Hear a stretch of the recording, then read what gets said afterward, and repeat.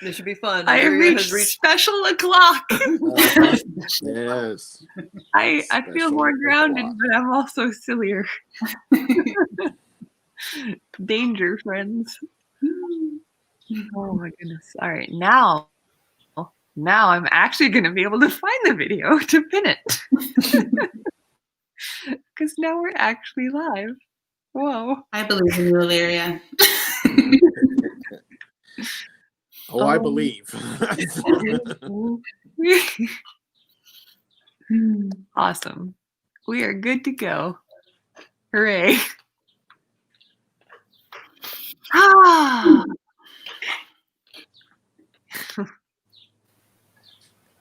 Abby the Hail Monitor. Oh, it was supposed to be Hall Monitor. I can also read really well, by the way. Like, is there another hurricane that brought hail this time? No, that's Hall. That's Vancouver, yeah. Yeah, there's definitely two L's. Speech and sight is failing you there, Illyria. So. Are you cooked? I'm one whose eyes are getting like super bad. Yeah. I mean, you might not be alone. Oh, okay. I just don't have an excuse for it. Like, my eyes have been around for 45 plus years. Yeah, I've been working on the edits for the Dictionary of Demons largely as long as I have, because they're really, really simple, and like reading the format that they're in, I'm struggling. I just got bifocals this round too, which is really tragic. What's I've had bifocals for years now. Yeah. Yeah. Well, it's the way the eyes find like they didn't go, they finally went, and it's like this space like between here and here, like literally like this 1 foot of distance where of course is where I hold anything where I'm reading or writing.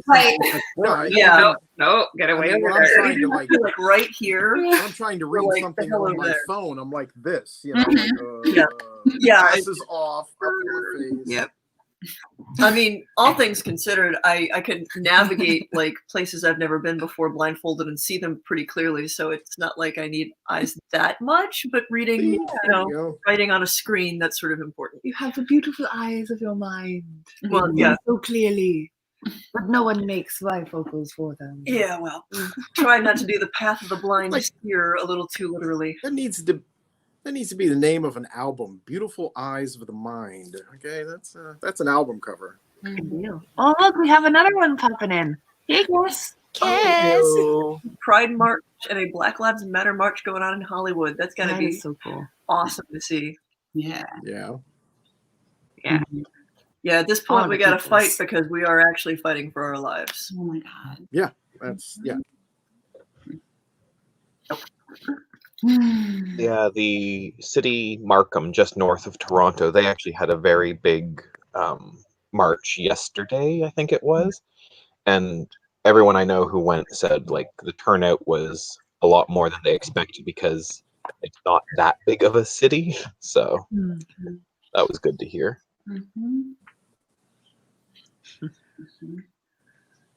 Good. Just keep going. Some things are shifting and changing, you know. Yeah. So it feels different for some reason this time. I'm trying not to get my hopes too far. Yeah. There was a day where there was a shift. It's been interesting being as like psychic and plugged in because like a lot of the work that I do passively is sort of like you know how we used to have spiders on the net? They probably do still, like crawling web pages and stuff. Yeah. Like, I do that with the collective unconscious, like especially people in my group, like they kind of like just nibble along all of the little like connections and just sort of like feel like what's the zeitgeist, what's the emotions, like how is this ocean that we're all floating in, like is it stormy? Are there currents? No, absolutely. There was at the beginning of this most recent, surge. I'm going to be blunt. There was this is war.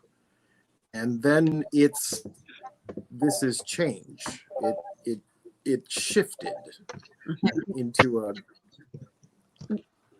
less bloody thing.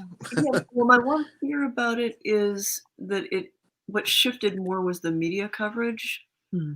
because I do still get like bits and pieces from people on the ground, but I've also noticed that the algorithms even on Twitter, which is like where I watched everything in Ferguson play out in real time, started to just suppress what people were seeing and posting, and so I hope that we're right, but I do know that like there's still some really intense stuff going on. Like Atlanta right now is in Sure. quite a state. Mhm. Yeah, and it just keeps coming too. I feel like every day, and like now the stuff with like trans rights being rolled back and like LGBT health. I'm just like, it's like coming from all directions, and it's hard to like say. And I feel like that's intentional too. You know, No, I suspect that it is. I suspect they're trying to pull out all the stops. Like the next thing up is they want to roll back and annul gay marriage. Yeah. I mean, Well, if that's they already wanted being to make talked a about. really like focused collective of all the people who they're trying to discriminate against, they're doing a great job at mobilizing us. Mhm. Well, and that's True. just it. You know, it's this tug of war, and the harder one side tugs, the other side is going to tug as well. We just got to get enough people on our side tugging. Mhm. Yeah, and you can definitely feel the shift towards people just have had enough. And I think that's the moment where like that click happened too. Was like it was one step too far, and it just like absolutely catalyzed everybody against it. And so like now it's this like tsunami wave just building and moving towards change. And I really like it, and I want it to keep going, and it needs to stay powerful as long as possible. Mhm. Yeah, I'm loving the changes that I'm seeing in a couple cities here and there. Like starting to work. Mhm. And with the, you know, every day, maybe not every day now, but at least every other day now, there's another instance of this brutality, Yep. and it's all over the media now. There's almost no hiding it, you know, whatsoever. So with, you know, every, you know, neck that's kneeled on, and every person that takes a bullet is more fuel for this to keep going. And I don't want to look at it in that fashion, that like we need this tragedy to keep going. No, I want it to stop. But as long as it is happening, people are just going to keep rising up more and more and more. We certainly need the momentum, but we also need to realize that not everyone. So change doesn't happen by everyone taking to the streets. Like being there is a good place for some people. There's a couple of really good resources going around online from folks who've done protests in the past. You need people in other capacities who have the ability to, you know, write to the senators, write to the government, people who are good at building communities and maintaining lines of communication. And just I think one of the things that I was hearing from folks is that they were feeling guilty that they weren't out there like doing the work. And I think it's important to reframe that. And there's many ways to do that work.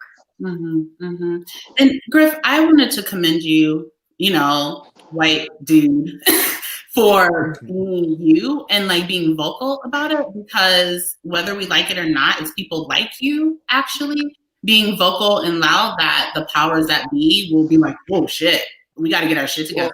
Like I have this like weird fantasy of like having, you know, more like white cis men like you going on a huge march, like thousands of march of you together on the Capitol for Black Lives Matter, for LGBTQ rights, and having people's heads explode. Because Ron Perlman, you know, I have a great deal. I have a great deal of privilege, white, male, middle class, middle aged. You know, I am the voter that they're trying to entice. Exactly. And I don't vote for them. Okay, because I don't believe in them. Yeah. But anyway. Yeah, the world well, is. I mean, world it's important for us to not ignore it, but also I think a lot of us do come to these communities sometimes to get a haven as well. And I think there's a difference between sticking your head in the sand and supporting one another. Yeah. Well, and I mean, we talked some on Friday about self-care and how important it is to make sure that you're recharged, that you're not like burning yourself out with everything you try to do, because I mean, joy is one of the most important emotions that we need to remember how to feel. Like if we can't imagine what that feels like, how will we know what's worth fighting for? I was gonna say joy is what we're fighting for, like the ability to have happy moments, the ability to be here right now, and to be ourselves, like weirdos. Yeah, weirdos. By the definition of our dominant culture, anyway. Like folks who do not believe the same way, folks who do not look the same way, the way that is expected to be an upstanding and normal citizen, which just was never in the cards for me. And I love you for it. Anyway. Where do we want to start with the questions? I'm trying not to like look at the questions. I know. You're so questions. And that's no good. It's not a conversation anymore. That's just Zashi and the computer. Hello, I know the answers. Yes. Yeah, I'll pluck this one out of the ether. Did folks identify with one of the castes in House Kheperu before you joined or got involved? I know I did. I came to my first gather about 6 or 7 years ago, and I walked into opening ritual, and I was like, I'm gonna be a priest. I'm in a directee mode. My relationship at the time was very much like I am the one in charge. I walked in and I sort of did it. I was like, I think I want to try something else next time. That is one of the easiest ways to tell. Of like that is the Kheprian sorting hat. Stand in ritual, and do that work. And it's basically sorting hat by elimination. Nope, that didn't work. Yeah. Well, the funny thing was, if you don't feel sick, you're good. Yeah, I didn't feel sick. It was just like, I don't know. I'm not sure. Let's try the others. But yeah, at the point that I had been to one gather, I think I had tried all 3 castes. And I was like, I feel like counselor fits best. But you know, counselor's also the super flexy, like caste what encompasses everything that is not priest and warrior caste. So what about for other people? Did you identify with a caste before like formally getting involved with the house? Are we going in order? Sure. I'm gonna pick on Abry first. Oh boy. So I think my tale of coming to end up settling on priest has been a long journey, but I can definitely tell you, coming to a gather, you can find that one case you're definitely not. Because my first gather, I came in as warrior and was like, nope, right? Nope. Like had a panic attack afterward. Nope. Did not work well for me. For years, I straddled the line between counselor and priest for a number of reasons. But what really came down to is I had to analyze what did I do with my energy and how did I use that energy to ultimately settle on I fit priest best, but I am very capable at doing a counselor role if needed. So that's my journey to settling on it. It was a lot of like self-exploration and like analyzing what did I do with energy and how did it affect my life. That's me. Griff. So, as I've mentioned in a couple of other discussions that we had prior to House Kheperu, I did a lot of priest work. Now, that's not to say that I didn't know. I mean, prior to, earlier in my life, I've been involved in security, was almost involved in law enforcement, was involved with the military. I've done martial arts. All these different, aspects that talk to being a warrior. But out of necessity and desire, I enjoyed the role. I had done a lot of priest work with other occult groups. Upon becoming a part of House Kheperu, it was very refreshing because I'm seeing these 3 different very carved out roles, and I am at that point permitted, allowed, comfortable with falling back into that warrior caste where I feel was my strongest suit. That there were very definitely other people doing that priest role, and it also allowed, I think, over the years for me to explore the different aspects of being, of that priest role as well, and of the warrior role. So I had a good strong notion of where I was coming from when I entered.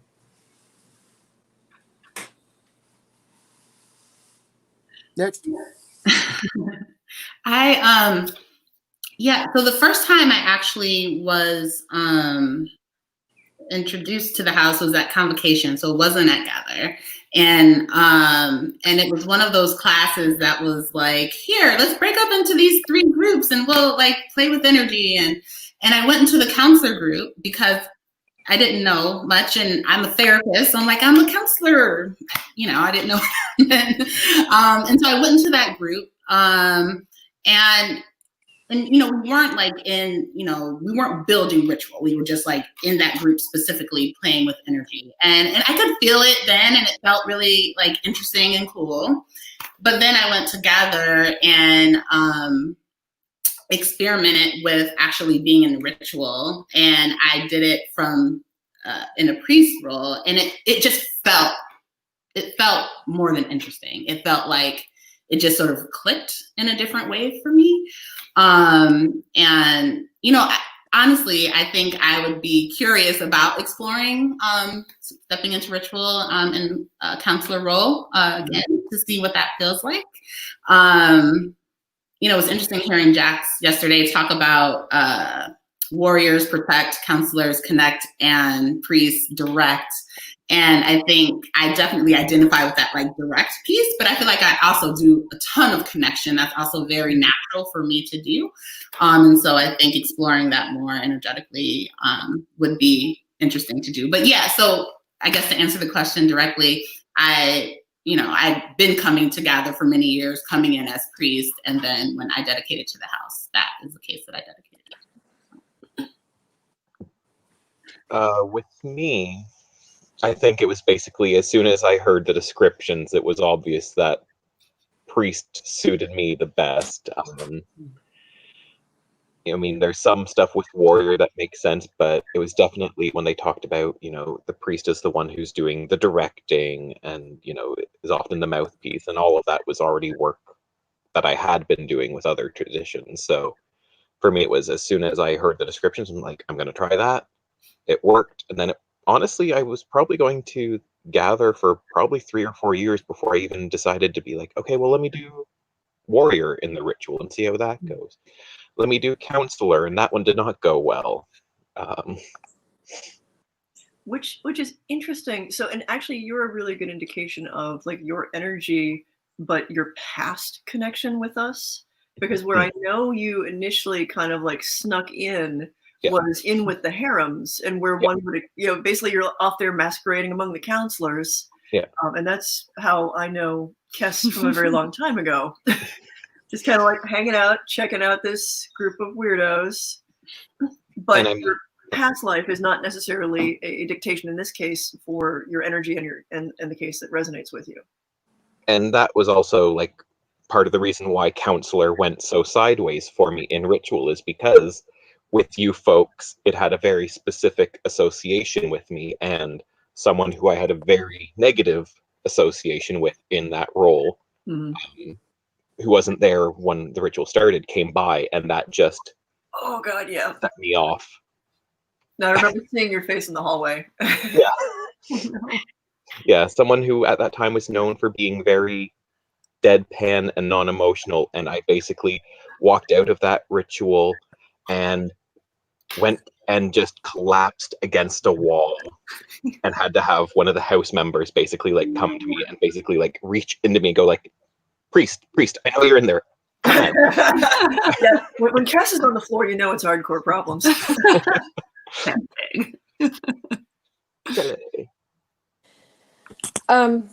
So coming into the house, my first ritual, I went in as counselor, mostly because it seemed like me not having really any idea of the other 2 cases.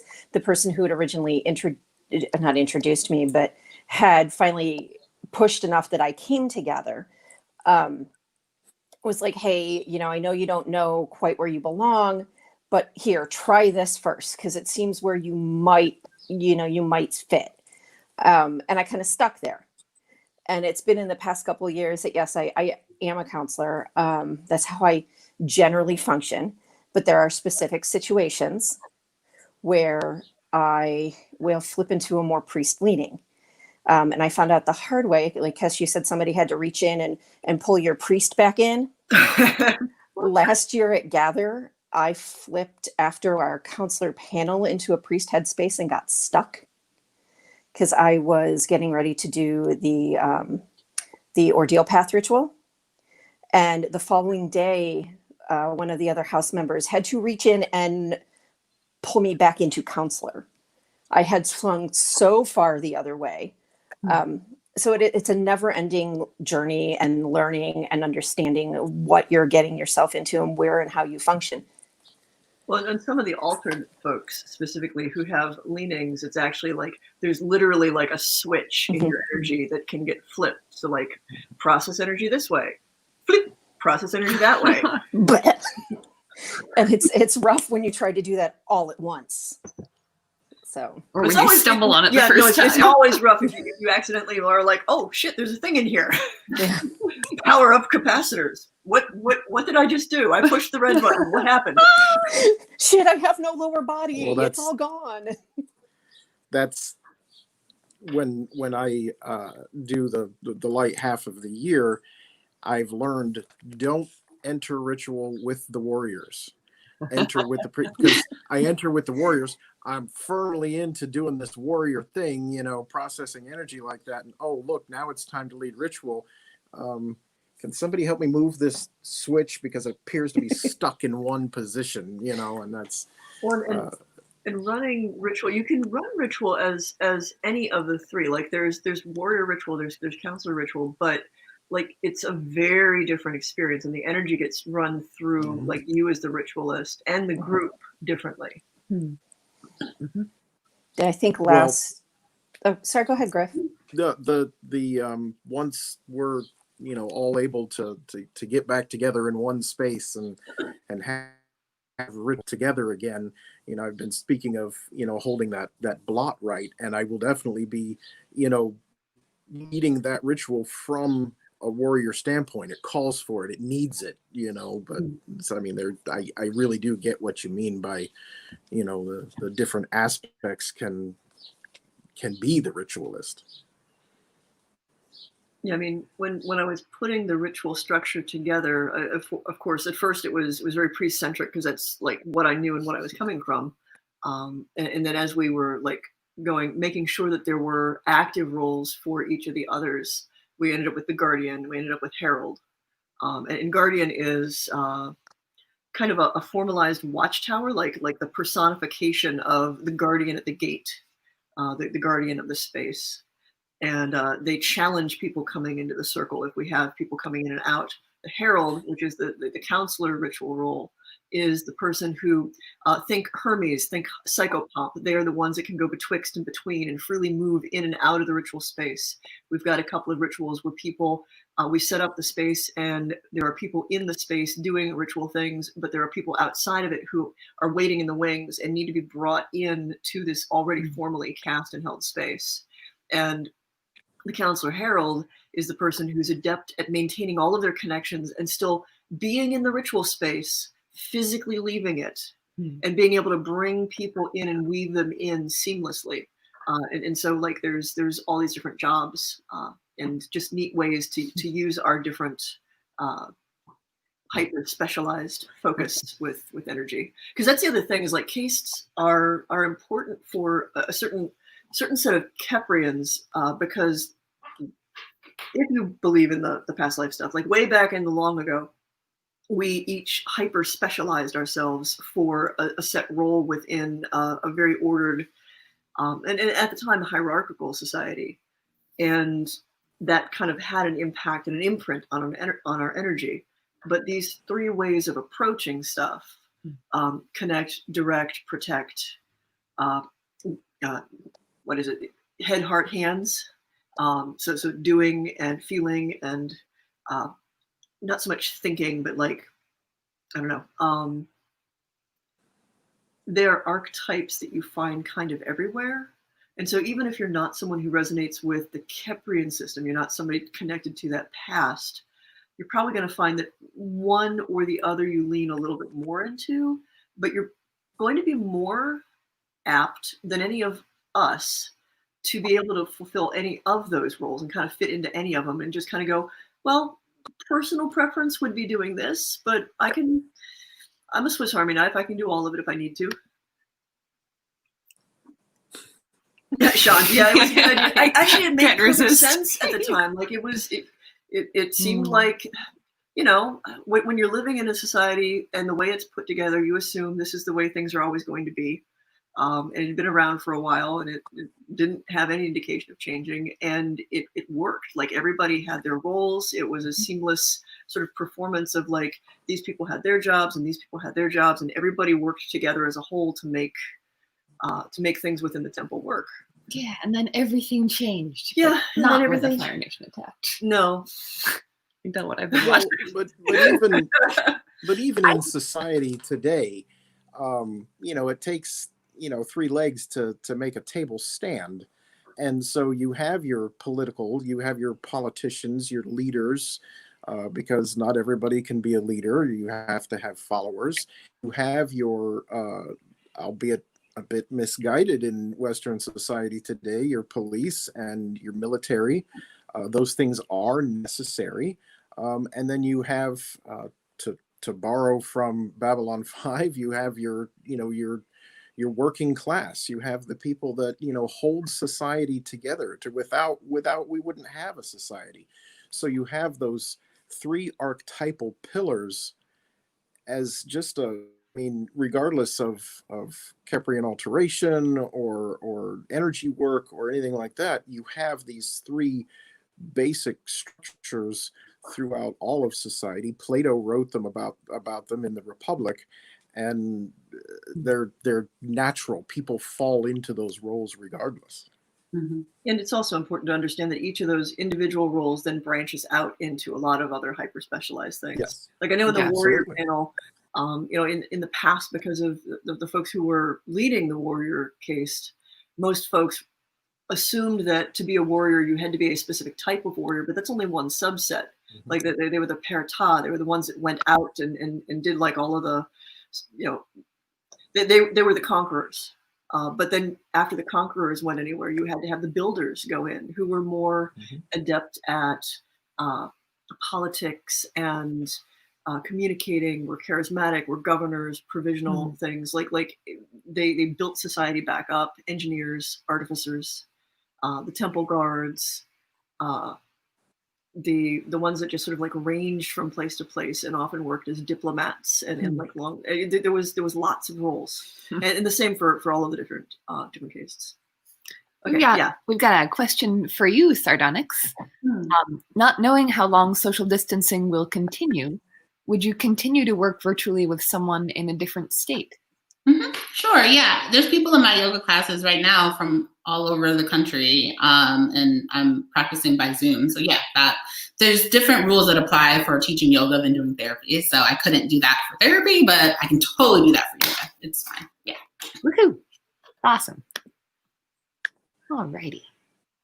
Do any people want to weigh in on what is the ordeal path? Beep, beep. Oh, wait. Sorry, I mean, there's a couple of beep beeps around here that I could beep at. Let me see if I can pull this out of my brain from last year, because I'm still not completely caffeinated this afternoon. Wow. I think that's what it is. The ordeal path is anything you use to get you from point A to point B that is transformative in nature. It can be as simple as you've got to make a call that day that you don't want to make, but you're going to be one thing at the beginning of it. You're going to make that call and you're going to have accomplished something. So that's even, that's the small version of it. Other things that fall under ordeal path, sweat lodges, the hook suspensions and flesh pulls. Shibari can even be part of an ordeal path. And I'm trying to think how to put it. it's not so much done for the enjoyment of it, it's done for the process of it. Speaking from my personal experience, the first time that I had hooks in my back, I was not the same person afterwards. It made me realize that I am stronger than I thought I was.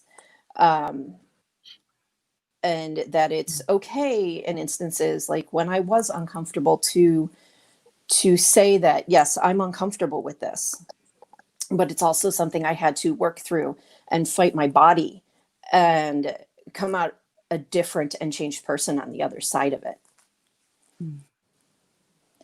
And I cannot remember the name of the book. Zosh might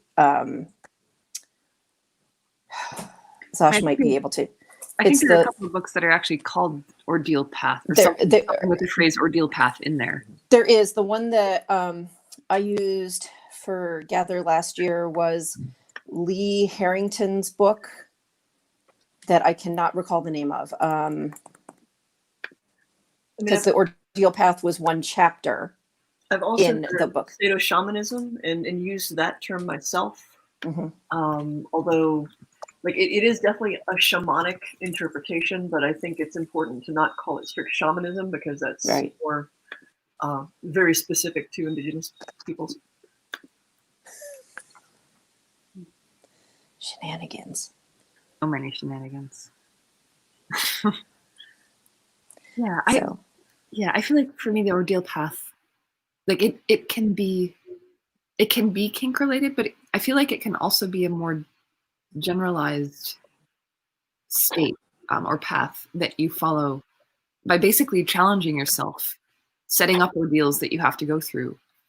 I know that may not be what it refers to in a lot of the cases when we use it. Well, but achieving altered states or heightened states of consciousness, transformative states by pushing your body beyond its ordinary limits, or your mind or your emotions.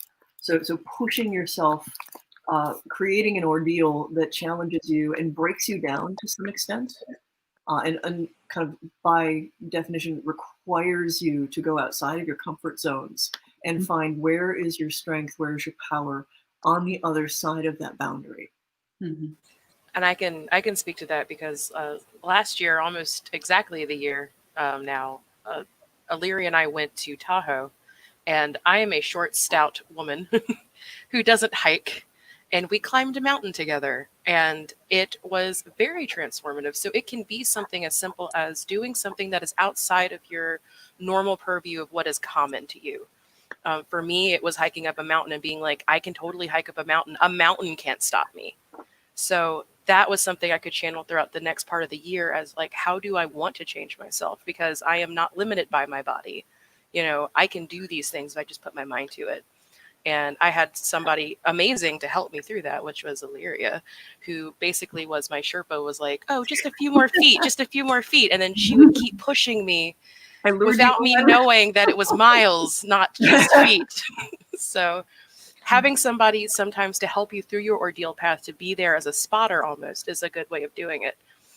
Or like an accountability buddy, where like you both enter into something like that. And it doesn't have to necessarily be ritualized. It can be, but it can also be something as mundane as walking up a mountain and then having to turn around and come back down again. Not all who wander are lost.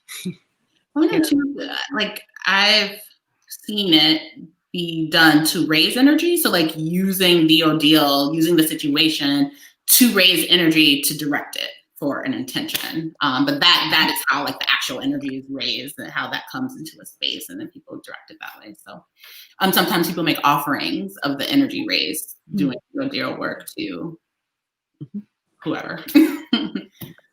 Yeah. Absolutely. There's so many questions to go through, and they're all like going all different directions.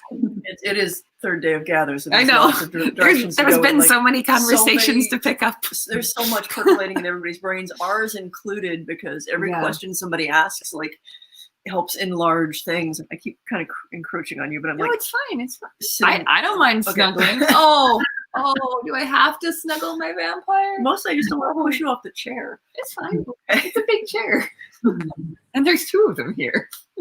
I mean, granted, you are taking up like I'm literally 1 and 2 draped thirds over of the them. one that's over here. It's just I'm trying to stay in Touch on the frame. edge. Actually, I mean, we can also Anyway. do this. That would work too. Anyway, don't mind us. Oh, Actually, I know that in the original chat, Griff, somebody had asked about Seder, and Yes. about that particular stuff. And I think I don't know if they're still here in the chat, but a little bit about that would be probably really appreciated, especially that tradition from a I'm not a white nationalist perspective. Yes. So the Norse tradition, and I've once the white nationalists really started to grab a hold of a lot of the symbolism, I started questioning. It's like, okay, is there a basis here for this? Okay. So, and a lot of people had done the research before me, and I read a lot of that stuff, and I did my own, research into original text and original writings, and there's just nothing there to support that. Okay, these were the original, the Norse peoples from several different cultures that we pushed together into Norse peoples. One, they weren't isolationists. In fact, they were kind of equal opportunist sons of bitches sometimes.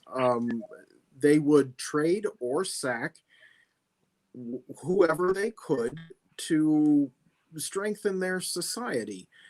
But the vast, and here's the thing, that's the image everybody sees, and they invaded portions of Europe. They were looking for land, they were looking for riches, but the vast majority of these people were farmers. Okay, but that doesn't make for good splashy television. Okay, so, but they have a very rich tradition that came from cultures that predate them, and they have this very rich mythology of I'm going to use the term very loosely and call them gods. But it's one of the things that has drawn me to this is these aren't gods in the standard sense. These aren't omnipotent, control all, know all beings. In fact, some of them, Thor is a moron. Okay, I mean, he really is. He's just this goofy, doesn't understand things, very naive, very gullible sort of character in the Norse mythology, that very human. Okay, and so were they all. Yeah, I and think that's one of the things that's my favorite Thor story is where Loki plays a trick on him, like has him drink something that makes him super sick, shoves Ratatosk the squirrel on the world tree up his ass. yes. this will And help. convinces him that he has given birth to this squirrel baby in an explosion of terrible diarrhea. But that's the thing, is they're not these omnipotent, all-knowing, gods that worship. In fact, they were rarely worshipped. Okay, it was, and this is the other big part of this that translates for me, is that I don't worship Norse gods. These archetypes are, I think, I love this line by Joe Campbell, that we are co-creators in this creation. Okay, I work with these archetypal beings to do things, and that's where the sitter comes in. It is a style of ritual,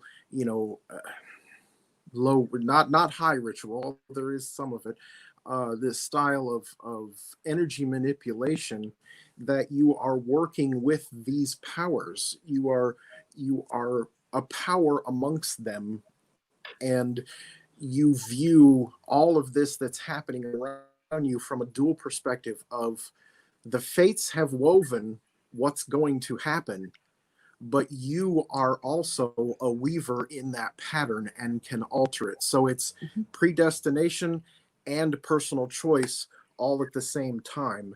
And that's what draws me to it so much, is learning to see the patterns and learning what it takes to manipulate that thread to alter the pattern, and to become wise enough to decide, is this a thread I really want to pull on, and to have enough foresight to look down the line to see if that's going to alter whatever. So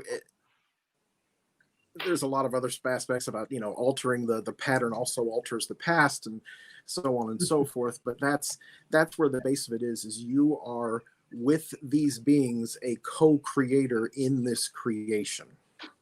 And that's what draws me to it. I love that. Mm-hmm.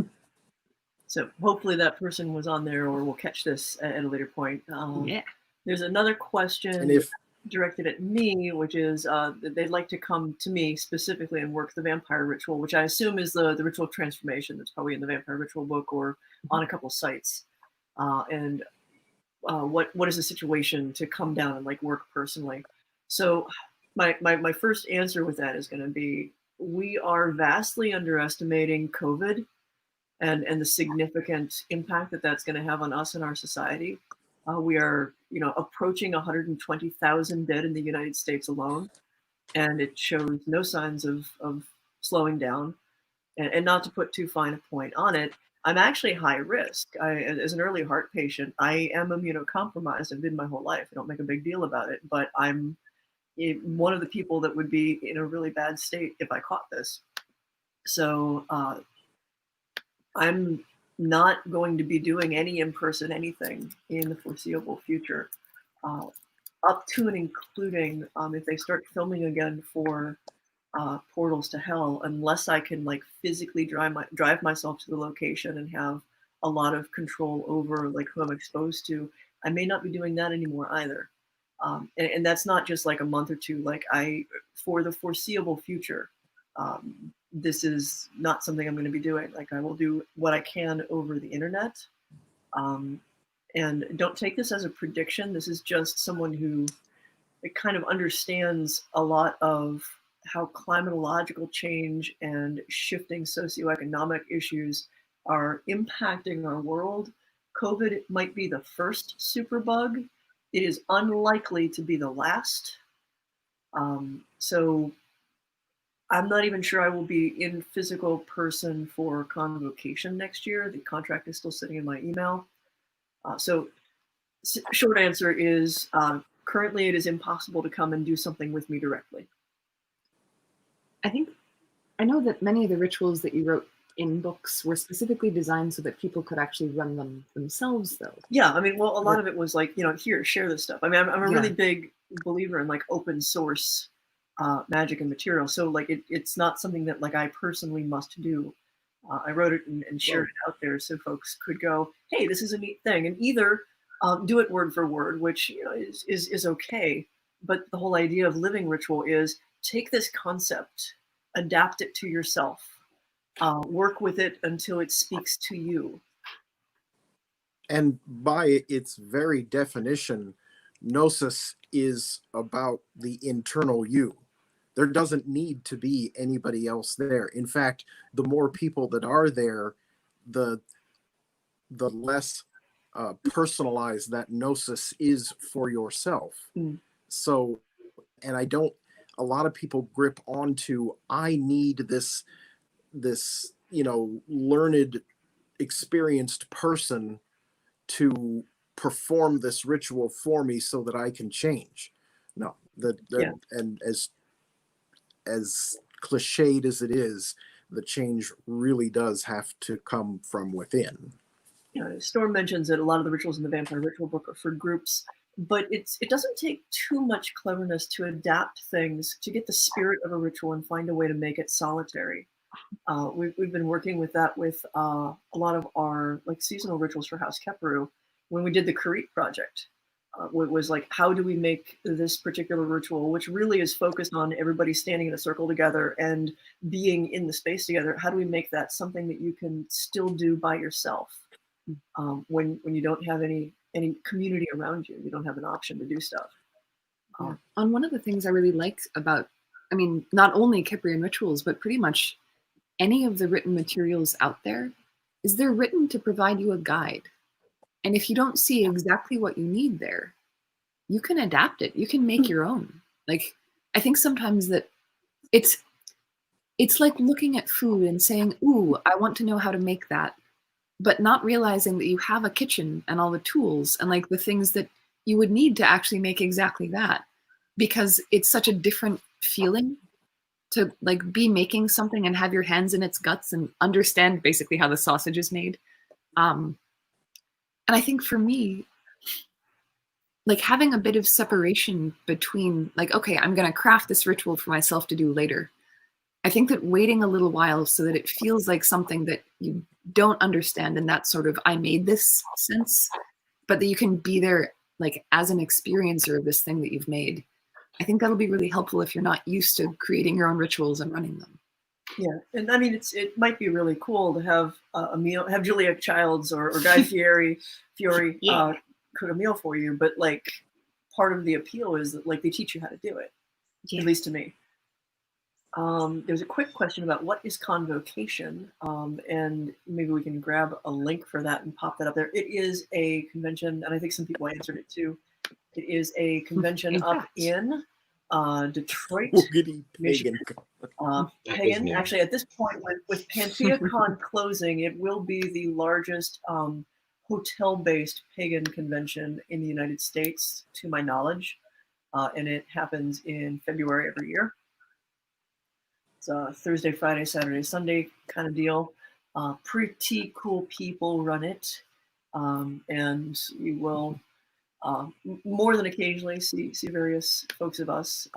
Obviously, I don't know if the in-person convention will happen this coming year. It just squeaked by before the whole COVID outbreak, but you know, Yeah, just barely. yeah, just Yeah. Oh, let's see. There was another. Oh, yes. This may be repeating questions that sort of got answered at the end of your yoga class, Sardonyx. But someone had been asking if you offer, do you offer yoga at a distance? And if so, where do they find it? Yes, I offer yoga at a distance. And just if you can just email me or you can go to our website. So the website is integrativeempowerment.com. And if you click on yoga, then my email information will be there. And so I teach by Zoom Tuesday and Thursday evenings right now. And yeah, so you can connect with me there and then I can let you know when the next session is starting. Fantastic. Oh, goodness. Yeah, I miss Convo. oh no, Did you see it? Yeah, well, just gonna answer to. We can't answer to Facebook on there. Okay. Yeah, sorry. Yeah, so many of the funny things that we're figuring out this year, I feel like, are about the tech and how it works and what makes it easy, what makes it hard, what microphones work or not. The Jabra is pretty cool. Ours is nicknamed Jabra the Hut. It's that conference mic that we got for ritual. Mm.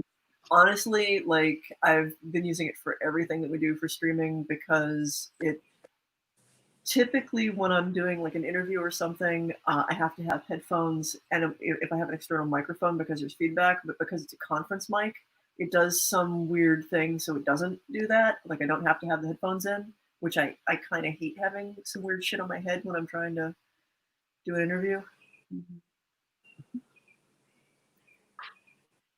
Interesting. So there's a theme coming up in a couple of the questions that I would love to hear people's takes on. There were that's what it was. There were questions in the meta surgery class yesterday that are echoing the same theme. So in the meta surgery class, the question was like when I do energy healing, I tend to end up doing things very intuitively. Does that count? Ends up being the question. Like, does that count as something? Does that the question that just scrolled by was you know, I'm pretty vanilla, but I understand using pain for catharsis. They talk a little bit about a tattoo that they were getting for that reason. Does that count as kink? Why does it need to, is sort of where my head goes. Like, if it's something that you do that feeds a part of you, then I think, I mean, it can be useful to understand what other people mean by those words so that you can be like, oh yeah, I want to be part of this community or go to this event that has this word in the title. But I feel like if what you're looking for is a personal practice that works for you,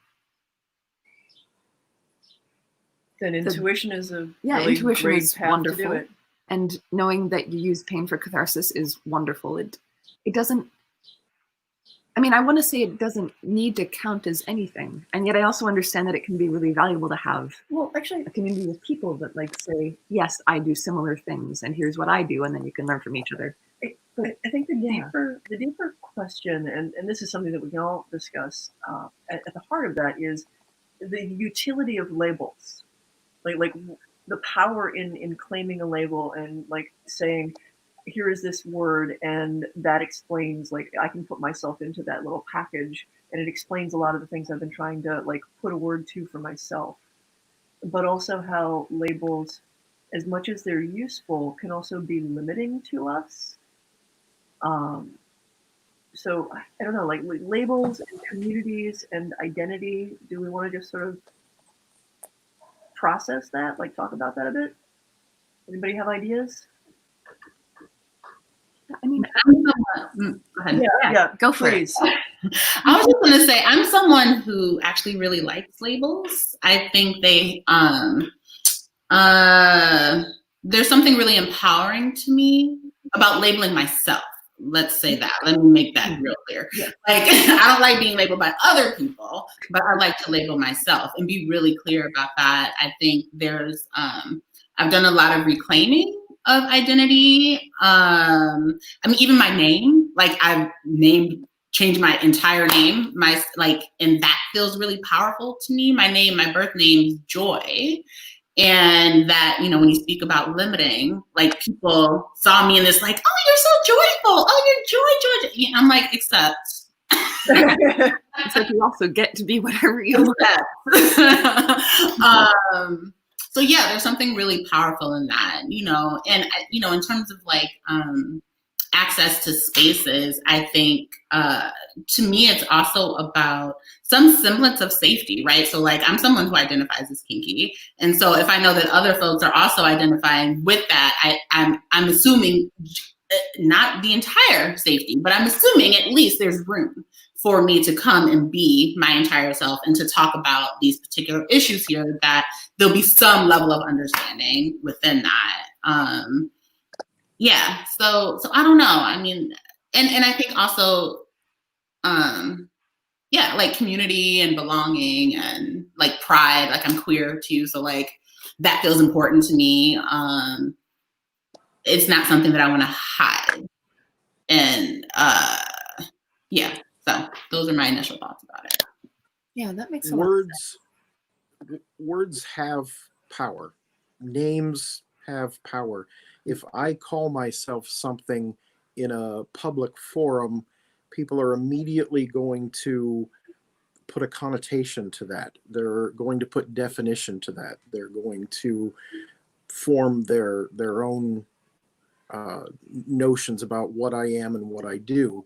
And so from my point of view, I want to be able to understand a word, a definition I'm using for myself. I want to be able to understand that word or that phrase as deeply as I can before I start throwing it around, so that I understand the connotations that I'm putting out there about me. And so I don't sound like an idiot, because a lot of people like to, I'm a such and such, and they don't necessarily even understand what that word means. Take some time and learn and understand a broader definition, a very narrow definition, as many definitions as you can find before you start using something like that, because it does. You put that out there, like an actor that only plays, comedic roles. Okay, this may be an extremely dramatic, this actor may have extreme dramatic abilities, but they've become typecast because that's what they did. So when you're out there in from large public scale, that something like that Zosh may involve in, to something on a smaller public scale that I might involve myself in, when you put a definition on yourself, people are going to latch onto that. So be very wary of the definitions and the words and the names that you use.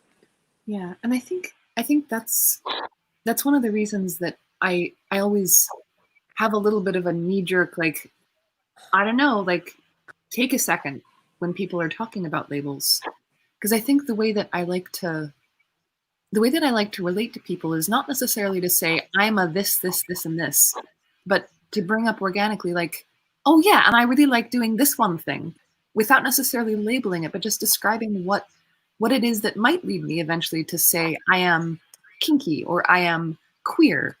But like, not all of that, because the labels that we have are often such big umbrellas. There are so many different ways of talking about what's underneath those umbrellas. And I like really starting from the personal point of, like, this is the part that like first got me excited about this. And then later I can be like, oh yeah, and I guess that means I'm blah, blah, blah. But I have a much more distant relationship with the label than I do with the part of it that makes me eventually go looking for a label, if that makes any sense. It does. I'm going to jump back to the word satyr again. Mm-hmm. Okay, in the Scandinavian and those Norse languages, satyr is both the person that is the practitioner and the practice itself. Mm-hmm. So I do not call myself a satyr because I am not a early to late Iron Age era Viking wizard. Okay, I'm not. I'm never going to be. Okay. Well, maybe, but time period. But I practice, the modern interpretation of what satyr is, which is the being able to read the pattern to say what has or will happen, and being able to manipulate that pattern to so there's the practice, and then there's the person. So I'm very careful about which one I used for myself. I'm not anti-label, but one of the reasons that I kind of approach labels with a lot of caveats is one problem I see with a lot of folks when it comes to labels, that they'll choose a label and then they are reluctant to change it, or they somehow feel that since they've worn that label for a while, since they've claimed that label for a while, that they're not allowed to put it down if it either starts to become an ill-fitting suit, or they're no longer comfortable with it, or things in their life changes and it's no longer applicable. And so I especially like 20 years ago, I would see people kind of like, if you remember the movie Labyrinth and those little old ladies with all the stuff on their back, like there were people who had picked up labels and identities like that, and they were just kind of like crushing themselves underneath them, carrying around all of the stuff that they had, and they would not put back down the stuff that didn't suit them anymore. And that's why I will come out kind of hard on, labels are only useful so far as you choose them, so far as you own them, so far as they fit you, so far as they are useful for expressing a part of your personality or your life experience in a positive and empowering way. Mm-hmm. And I'd say not to make assumptions about them either, right? Because I feel like people, like this happens to me in therapy all the time. Like there's a Black client who wants to see a Black therapist, but like our lived experience is very different, right? And there's a lot of assumptions and projected onto folks based on the labels that they have. So I feel like labels can be like a starting point, like an entry point, but then like not to make assumptions that then about this whole person's. One also label is a way of describing your identity, but it is not your identity. Mm-hmm, mm-hmm, mm-hmm. Yeah, there's Go ahead. there's a common Buddhist parable, and it's basically the advice is not to confuse a finger pointing towards the moon with the moon itself. And I feel labels are like that a lot of the time. Like it's it's showing someone the right direction. Mhm. But if you take it too literal, if you make the boxes too tight, it actually doesn't help.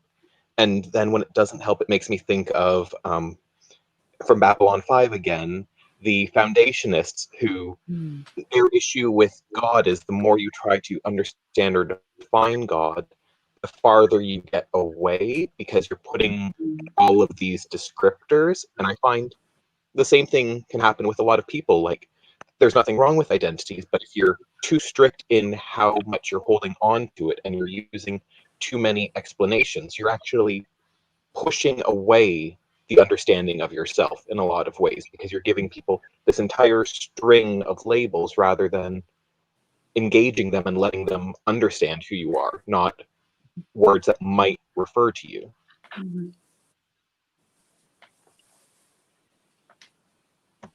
Yeah, like being more interested in what people mean by that. Yeah. What does that mean to you?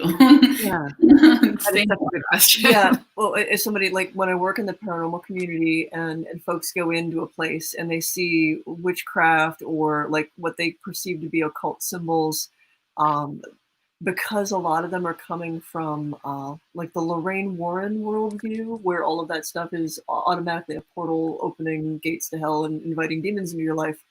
Like I feel obligated to encourage them to always ask, what does this mean to you? Mhm. Because, you know, when somebody tells me my label is this, I may have my understanding of what that means, and I may be completely wrong. So we need to dialogue about that. So like, if I by queer, what do we mean by that? Like, what does that mean for you? What does that mean for you? By Keprian, what do you mean by that? Yeah. Because that's a label. By There are priest, variation. because Very many versions of that. priest, counselor, warrior, just right there. Like, those are labels that we use and also are incredibly personalized, Mhm. and mean different things to different people. Yeah, and I've also found someone's mentioning that oftentimes people don't want you to be able to change a label if you've applied it to yourself once. I think that's actually one of the reasons that with my pronouns, I end up usually saying, call me any pronoun. It doesn't matter to me because that gets people used to remembering that these things aren't always as simple as like, I tell you answer, you do thing, we are good. That sometimes people do change. Like Jax talked about that very eloquently on Friday night. That you're allowed to explore who you are. You're allowed to come to different versions of that at different times. And if you didn't, I would be really surprised. Like if you felt the same at 45 as you did at 12, that would be shocking to me. Like I hope that's Wow. I hope everybody's like changed over the course of their life. And if our labels don't reflect that, then they're not accurate reflections of who we are.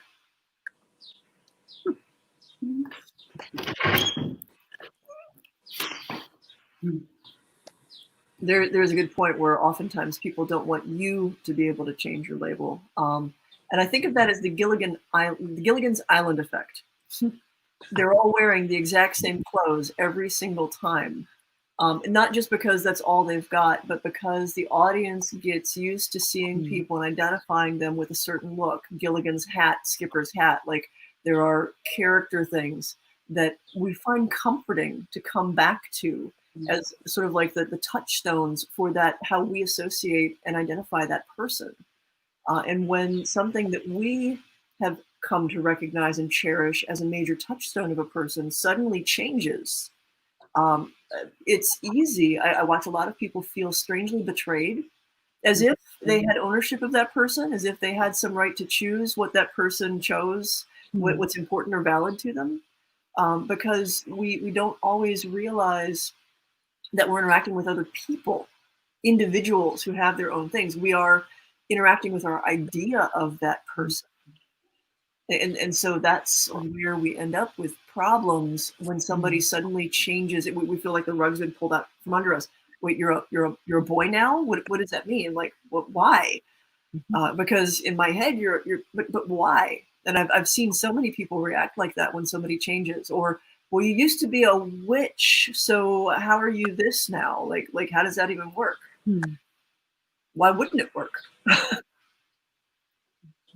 coming from a uniformed profession for a couple of decades now, you do get, identified with that uniform. There is a presupposition. I walk into a room wearing a badge. I am this type of person, and that's it. And even amongst ourselves, when we see one another outside of that uniform, it is a very strange feeling to, because you get to see that person that's who they are to you, and that's the label. Unfortunately, it is one of the reasons why I feel it's time to take that uniform off now, is because of the definition that comes with it.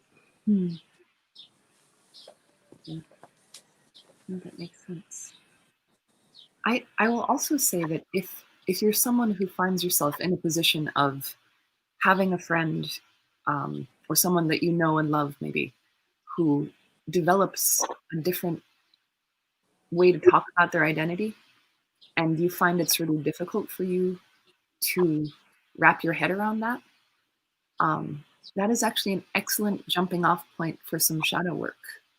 Like if you can really dig into your feelings, probably not in conversation with that person, but in conversation with someone else who knows both of you, and just like talk through that and talk through why you think it might be so difficult to accept that this other person can change, especially if you're someone who has seen change in yourself over the years.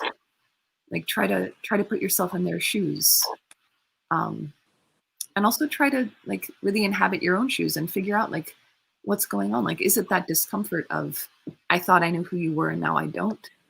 Is it that you just want them to be something that's stable in your life? You want them to be something for you. Yeah. Is it for you, or is it about what they might need for them? So I do have a really good shadow work exercise with regards to labels, which is get a sheet of paper and just spitball all of the labels that you wear.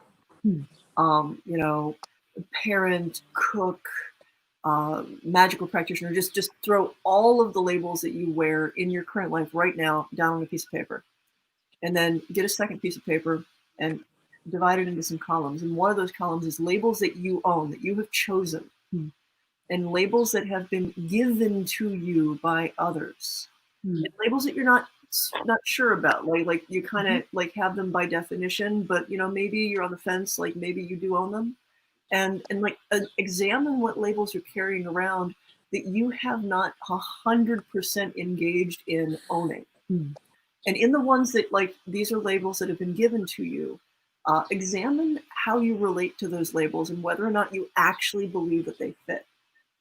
And have a conversation with yourself about, do I want to change these? What would be a better one than this thing that I'm carrying around that I was raised with, that my society has told me I should have, that like I've just assumed is a label that fits me because I never stopped to question it. Deconstruct your identity a little bit. It's fun. Do folks have any input on? This is not a question exactly, but it is a comment. So I'm wondering if anybody has a feeling of relating to it. I feel like I'm very late to the game of finding myself.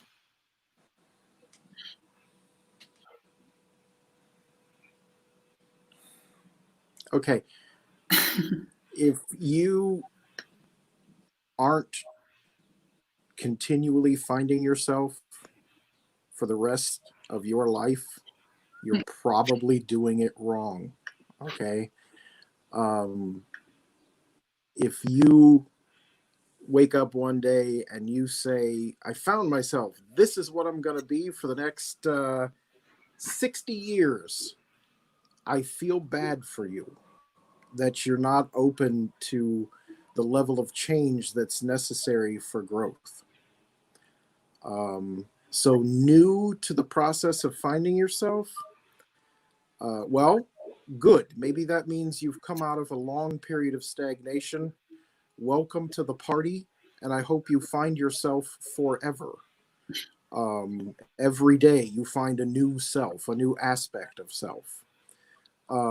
If you feel that finding yourself means that I finally grabbed a hold of the definition, the full definition of who and what I am forever, then keep trying. When people learning too, because I mean, certainly as someone who was trying to figure out their sexuality in the 80s and 90s, we have a whole lot more words now. Like I didn't, when I first suspected that I was intersex, intersex was not the word that we had. The word was hermaphrodite, which is considered kind of a slur now.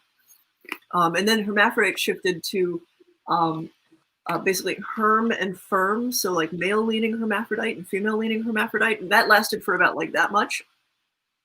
But like all of those were labels that were coming out of the medical community and the various like identification communities at the time that I was like, I think that this is a thing, and I'm trying to like getting it medically confirmed and whatnot. And then intersex. And I got to be honest with you that there's still like there's elements of folks in the intersex community who want to shift it to something else, because it by very definition of calling it intersex, the word sex is in it, and it's more about biology, and there's just all of this stuff. So labels will change around you as well. This one's for Sean. I'd heard the term sapiosexual, I think in relation to Hannibal when we were watching it. And I was like, I love that idea. Like I'm attracted to people's minds. And then it's something that got co-opted and turned into like this sort of like classist, nasty thing. And so like, if I didn't know about the communities that had sort of like grabbed it and turned it into a poisonous, yucky thing, if I ran around calling myself a sapiosexual, I'd sound like a turd. I was so dismayed to hear that too. Well, and the worst yeah, go ahead. No, I was just saying I didn't know that it was it went sideways. Yeah, there are a couple of groups and organizations and movements that, as far as I can tell, like they expressly exist to take any of the labels that we've found to call ourselves as an empowering thing and try to poison them. And at least I can still say I love your brain. Yeah. I love lots of brains. Tasty, tasty brains. I'm not a zombie. I don't love them that way. Uh-oh.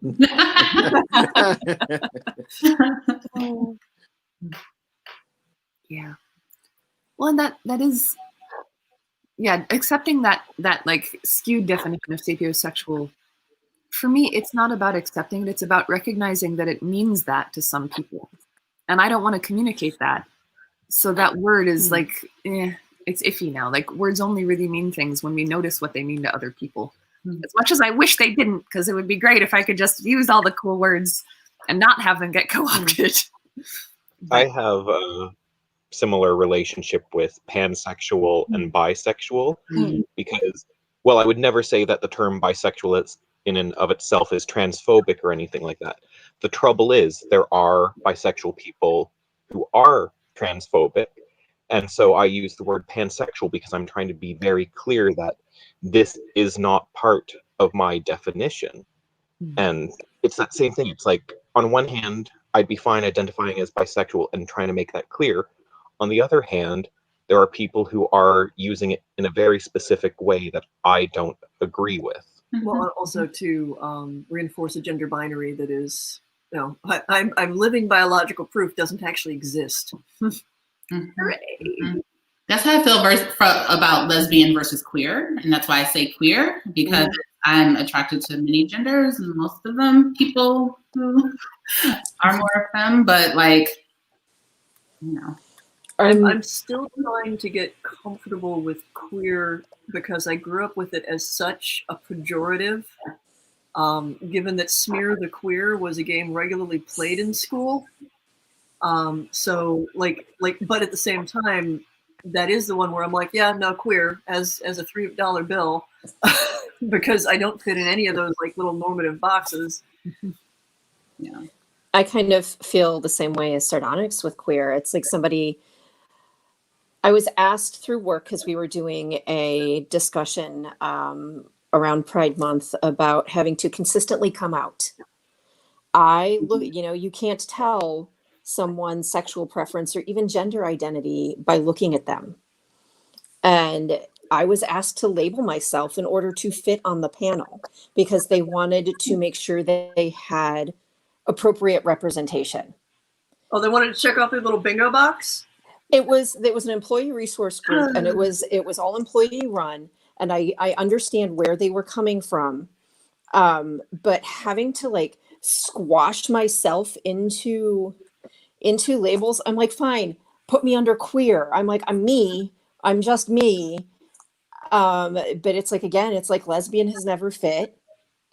I have a daughter.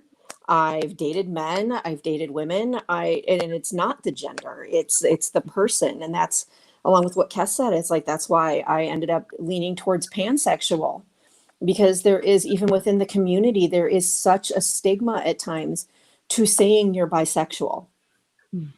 And it all goes back to labels mean different things to different people, even within the same groups. Or like when we were, you and I certainly were, well, actually many of us were coming in age with that, where bisexuals were told, you just haven't made up your mind. Yeah. Yes. I was told that by a boyfriend's roommate who was lesbian, and she's like, you just need to get off the fence and decide where you're going with your life. You have to pick one.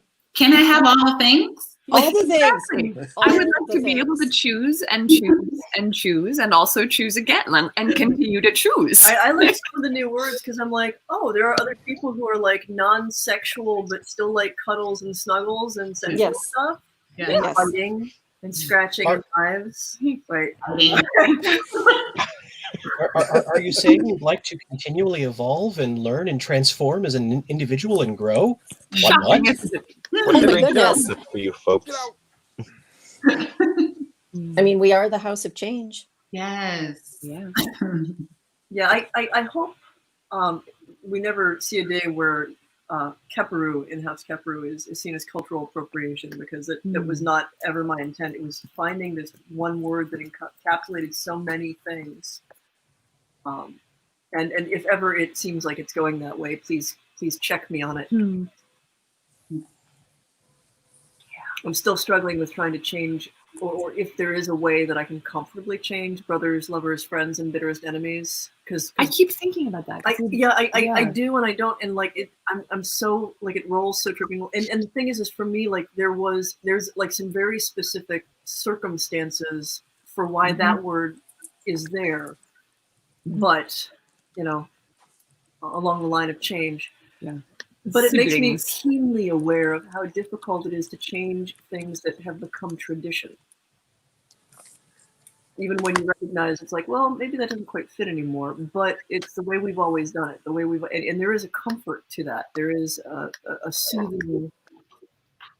Anyway. I mean, it's like steering a large ship on the ocean. You can turn the rudder, but it's going to take a while before the bow actually begins to swing onto the new course.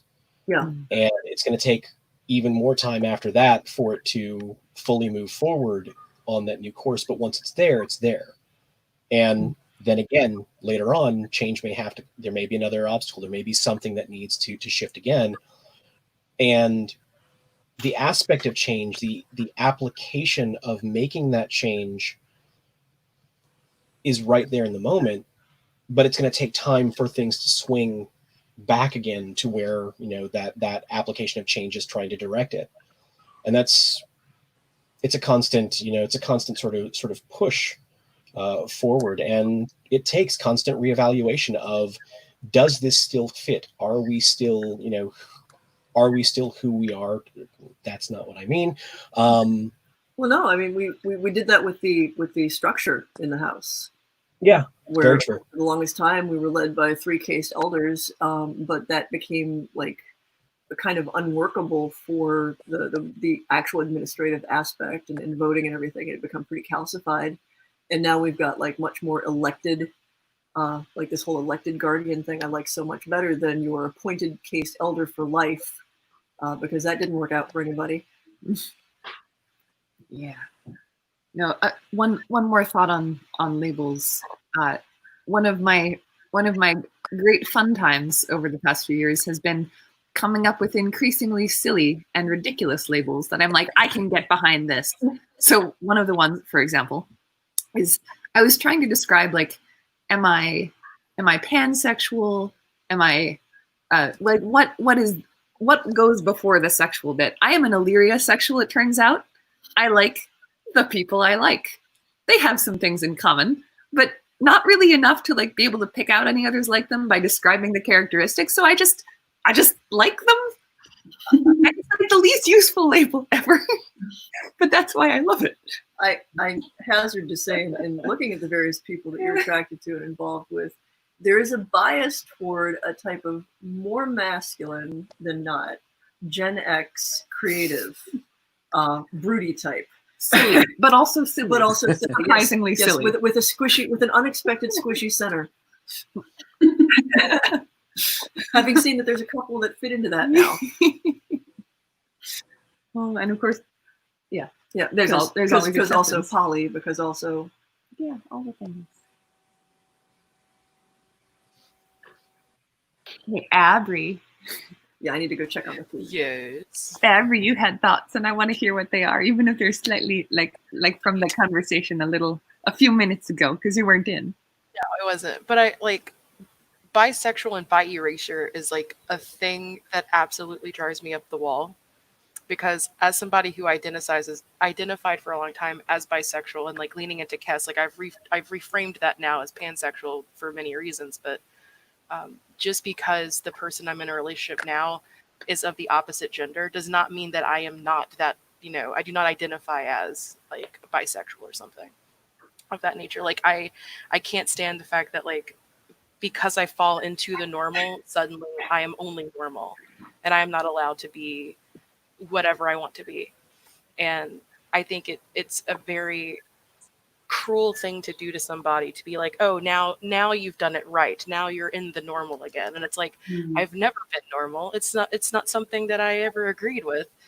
Get your label off of me, please. Yeah. So when it comes to bi erasure, like I want people to be aware, if somebody identifies as bisexual or pansexual and they happen to be in a heteronormative relationship, that does not take away that aspect of them at all. And you should absolutely respect the fact that they are still, despite what relationship they're in, whatever they fucking want to be. And that is my tiny soapbox, and I will hop down. Yeah, soapbox. I think that applies to any label or identity that kind of bucks a binary.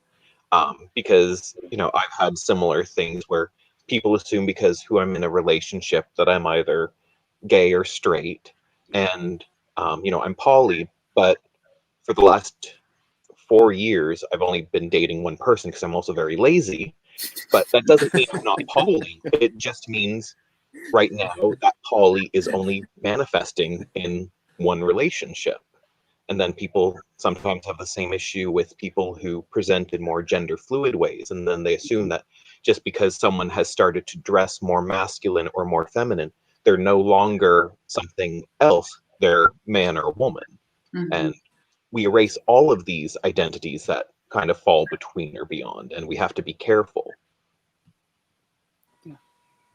I mean, I also sort of feel like we run into that when we come back to individuals who have been, distanced from our lives for a long period of time. I mean, like we're sort of comets moving through multiple solar systems, and by the time I come back to you as a sun, pulling me, sort of gravitationally in, the nature of my cometary topography has been completely shifted and changed and melted and reformed by the other suns that I have been around. And you may not actually have, like, there may be some similarities. I might have some things that are sort of who I was then, or I may be such a vastly different individual that really you should start thinking of me as someone completely brand new you are just getting to know. I will say it can be really difficult when you've known someone for a long time to stay in that mindset with them. But like, pretend they're a new person and see how much easier it is to like be like, oh yeah, what do you like? What sorts of things do you do for fun? Well, they don't like see you as a cool way of approaching it, which like I realize that I do, so I relate to see it with this one is like, I have a file in my head that has everybody's pronouns and their identities. And if somebody comes to me and they're like, oh, I'm not going by that anymore, I'm like, okay, edit, update file, save. Good. We're good now. We're moving forward.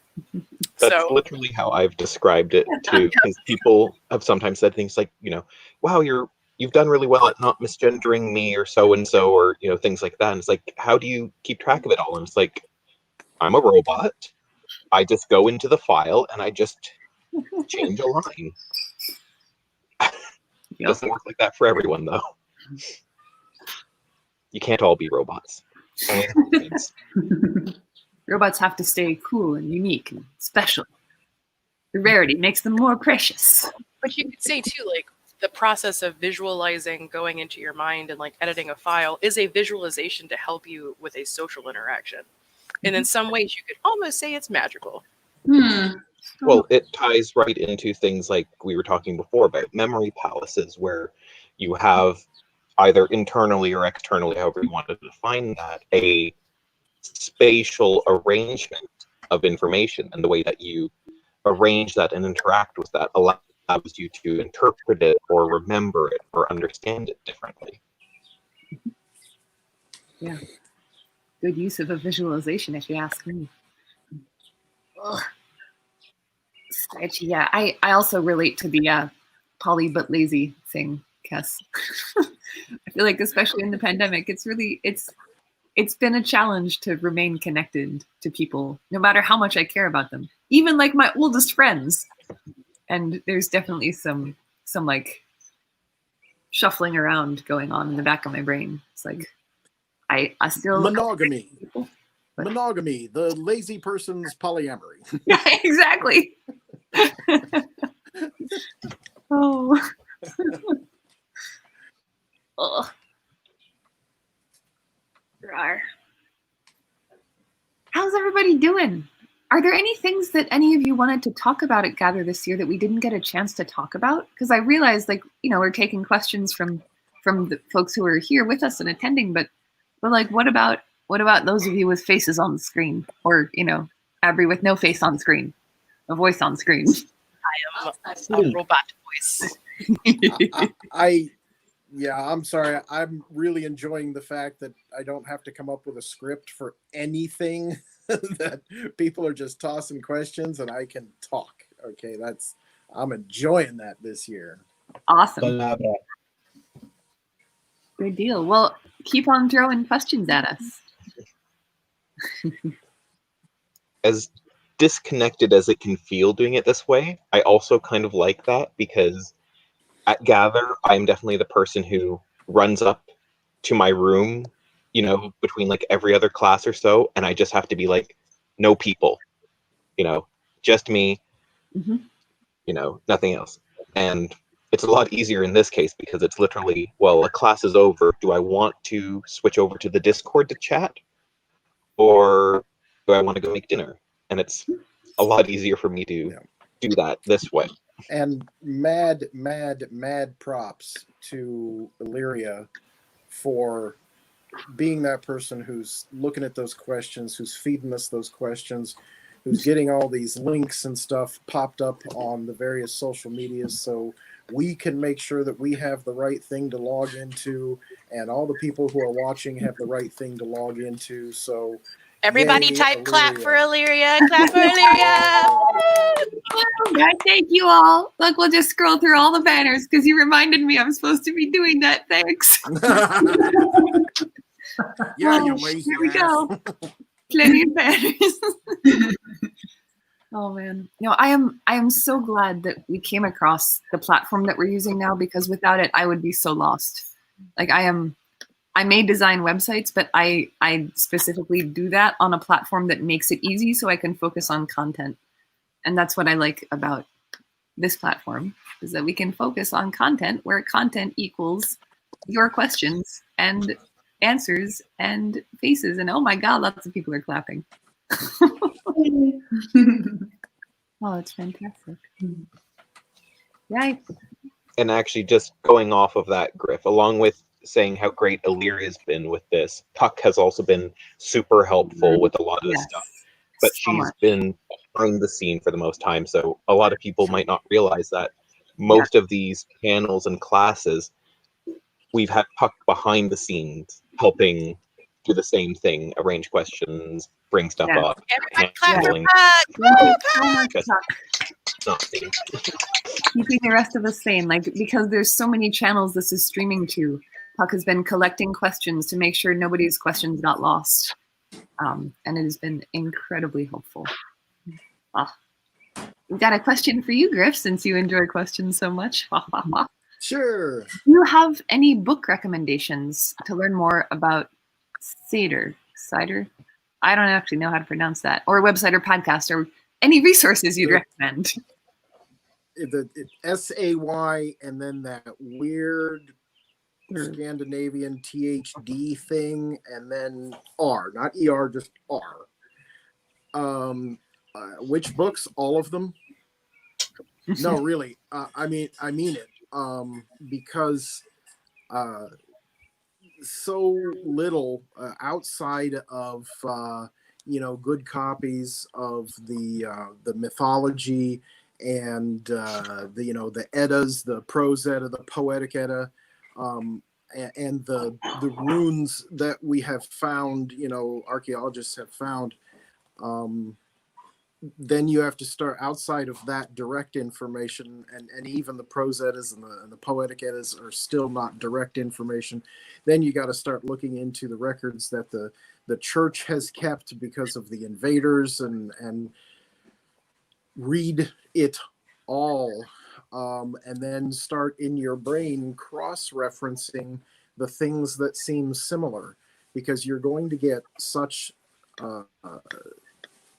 wide and varied stories and opinions because they didn't write a lot down themselves in books. There was a lot of word of mouth that eventually got written down by people who were not direct members of that culture. So read it all, good or bad.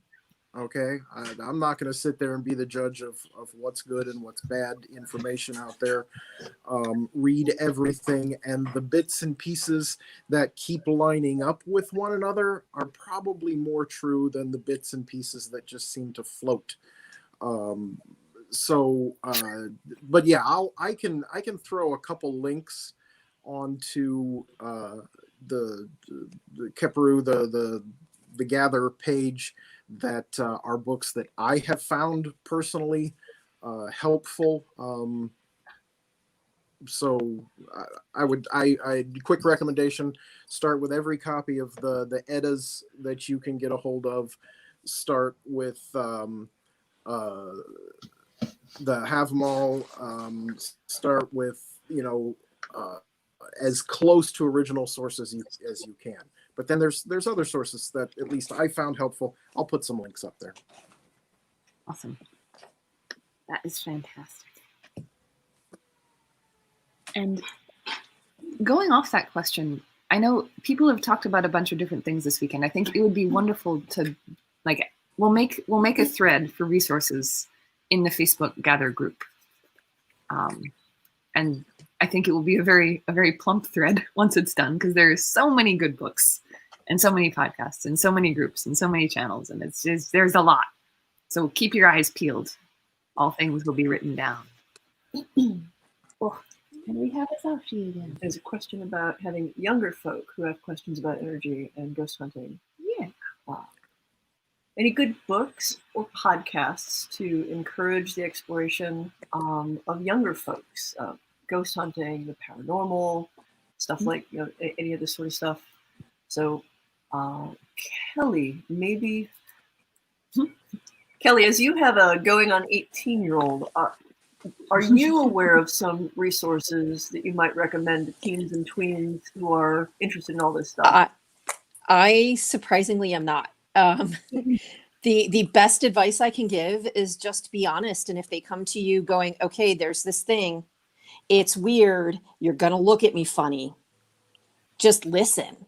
Just listen and let them get it out. And if they're scared, they're scared. Talk to them about actually the grounding, centering, and shielding, to keep themselves safe from anything that might be malicious or might want to latch on to their very unprotected energy. I find that teens are a hell of a lot more resilient than we give them credit for. My teen actually made a trip with us, was it 2 years ago now? Yeah, I think so. To Madison Seminary to do an overnight ghost hunt, and went in with the attitude of nothing's going to scare me. I'm a badass. This is all stupid, and promptly got laid on her ass.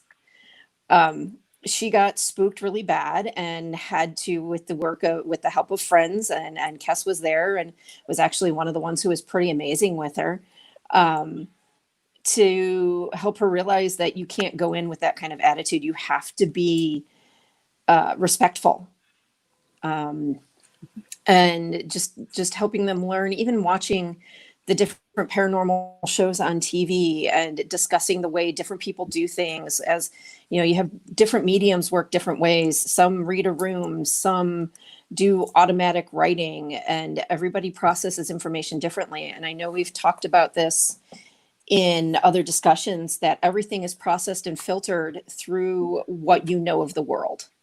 So the young kids now, oh heck, I have conversations with my child where I have to actually ask her to translate what she just said to me, because the way she sees things and the way I see things, and the terms and the slang. Yes, I feel very old. I'm not as up on all the podcasts, the current ones, as I probably could or should be, as somebody who was podcasting in 2006. But like seriously, like I did it long enough with Shadow Dance that we were like sort of over it. And I'm trying to think of the ones that I know that like are age appropriate. And I think anything that Greg and Dana Newkirk do would be a really good place to dive into. Matt Oren and Devin Hunter. Devin Hunter has Modern Witch, and I think Matt Oren and Devin are going to be doing a podcast together, and they will cover witchcraft and psychic stuff, and I really like their different takes on things. And I'd also actually suggest that they watch Hellier. Yes, I was just going to say Hellier, that. because it shows you what paranormal investigation actually is. Mm-hmm. And they stop, and because it's indie, they have the time to like ask all the hard questions about the weird stuff. And like I really like the journey that you get to watch there and the openness to exploring things. And I think that's a great basis of all of the paranormal shows that are out there. It is, in my opinion, one of the most honest, if not the most honest. And yeah, Hellier was up on YouTube. Pretty interesting. Hellier is on YouTube, and it is also on Amazon Prime. Mm-hmm.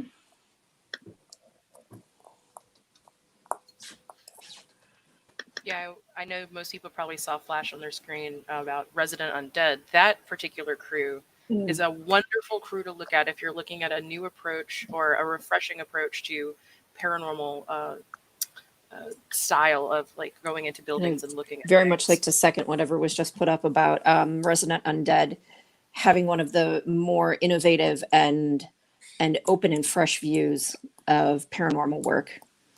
It's pretty interesting to see how they go at things also. Well, they go at their ghost hunting with a level of respect and knowledge, and they're really good about articulating why they do that. So if you're looking at a completely different take and you want to support a ghost hunting crew that does amazing work, please check them out. There's a bunch of links that were just posted. That sort of crew, I think, is somebody who not only will teach you what's going on, but be very honest about the process that they're going through to arrive at the conclusions that they do. Yeah, and I like that they don't do like, you know, poke the ghost until it screams back at you. Instead, they have a really unique way of trying to get spirits engaged, and they will research the location and they will do a little recreation. They call it a ripple in time. And one of the things is they'll usually get like one key detail wrong intentionally, or something that's controversial wrong intentionally.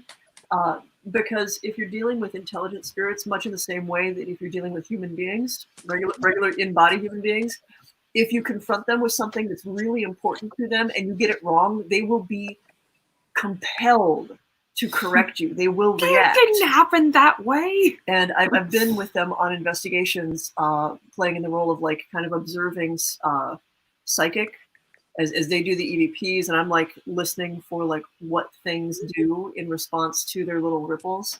And it's hilarious how much you will get engagement from spirits who are like, what are these people doing? It didn't happen like that. What the hell? So it's fun. And Resident Undead also features one of my, I used to call her pet grad student, but she is no longer a grad student. She has her MFA. And she is no longer a student because she has definitely graduated from my instruction, Becca Kirschbaum, who is incredibly psychic and has a fantastic approach to things as well from her little Kentucky Wildcat years.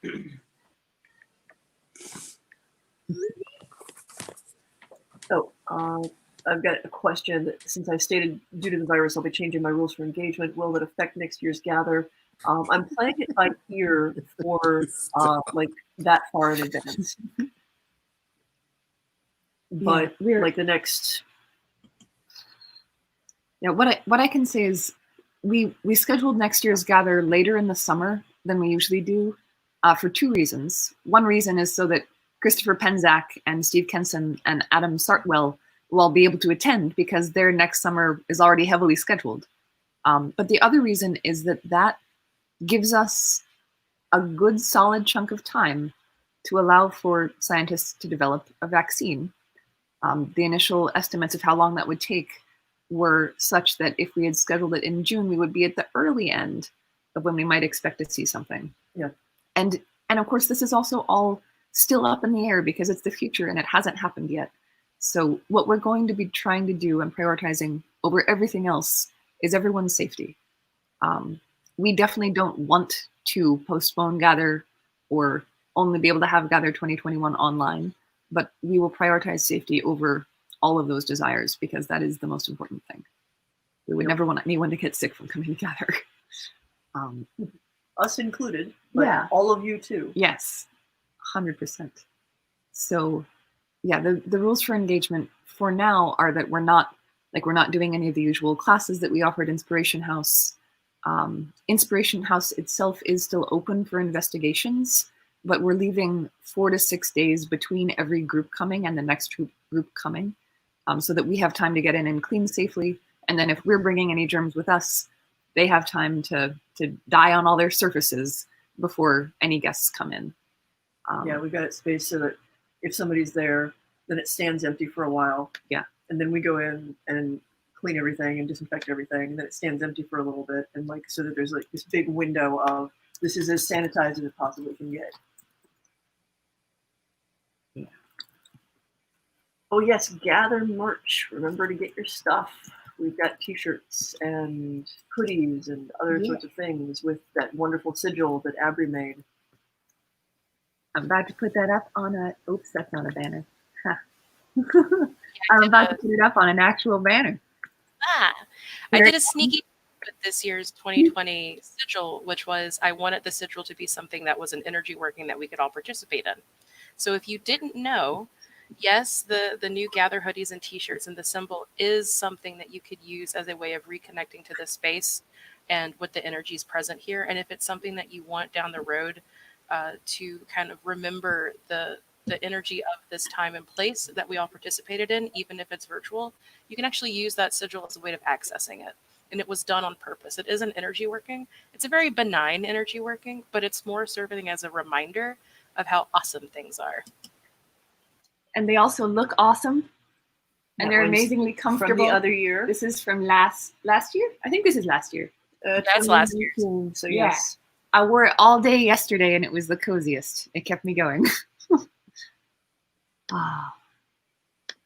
And orders are open until, is it June 30th, Abri? Yeah, June 30th at 11:59 p.m. Central Time will be Awesome. the last moment that you could possibly get them. So they do run until the end of the month. So if money right now is hard for you and you have like a paycheck that's coming up soon, you can wait until then. That's no problem. I did extend the shipping to Canada. So if you're in Canada, you can order your t-shirts and your hoodies. If you're outside of the US right now, unfortunately, I cannot offer shipping because everything has been changing so much with international shipping, especially through USPS, which is what I'm using, that it's really difficult to even tell you if you would get it in a month, 6 months, a year. We don't know because of how the shipping is handled right now. So if it's something that you would really like, hopefully in the next couple of years, I'll be able to offer international shipping for something like this. But for now, just US and Canada, unfortunately. Cool. We've got a couple more questions along the paranormal, the theme that we've been talking about for a bit here. How would you recommend finding teams for paranormal investigation? I mean, for me, I would do it in the same way that I would look for like any circle or group that I interact with. Are they reputable? Can you find information about them, not just like the sites they post themselves to, but like also if you meet them in person, are they people that you can see yourself hanging out with? People that you like, do they share some of your values and your approaches in common? If it's not a good like social or ideological fit, it's not going to be fun or comfortable to go investigate with them. Because I mean, let's face it, part of investigating is a social activity. You're going out with a group of people. You want them to be able to watch your back, look out for you. You want at least somebody on that team to have enough of an understanding of energy work and protection to pull your ass out of the fire if things go sideways. But you also want to be able to have fun with them. So I'd look for that. There's a curated list called Paranormal List. The fellow who runs it is in New York, and I think he might have had COVID, so it's kind of it lagged a little bit behind. But he uses it to put teams in touch with people who need teams to investigate. But it's also a really good list of the reputable teams in your area, folks that have a track record, have not like noped out and flaked out of things, and who aren't just charging like $10,000 to go try to despook somebody's house.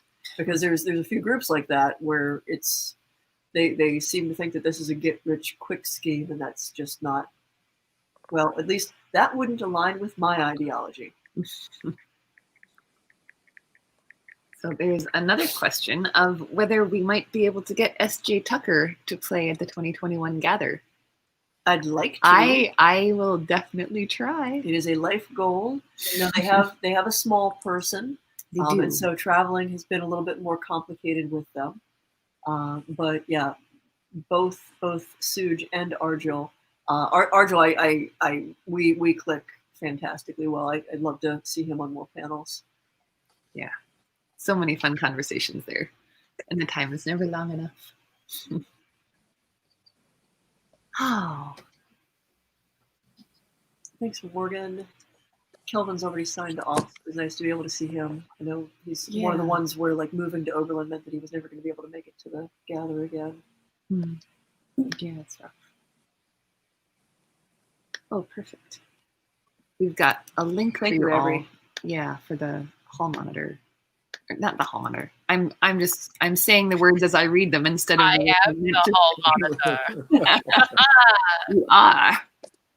More information on paranormal teams and how to find them. Ugh. Bill runs that. Yeah, pretty cool people. List. Oh, so we are just 10 minutes out from our closing ritual. So if anybody needs to pop away for a few minutes, get any ritual supplies, go to your ritual space, this is your 10-minute warning. We will not be starting a new stream for that. We'll just be continuing on from this Q&A right into closing writ. Alrighty. And don't forget that Suj has a little concert going. Oh, what it do? There we go. There Yeah, and Suj's concert. I don't know how it did that. I think I must have clicked accidentally on something that I didn't realize I clicked on. They're evil. I don't think it was the computer. I think it was me. You just don't want to think I'm evil. Well, no, I know you are. I feel better. May not be actually true. Chaotic neutral. Thanks, Abby. Oh, how far is Inspiration House from the Gather Hotel? About 4 blocks.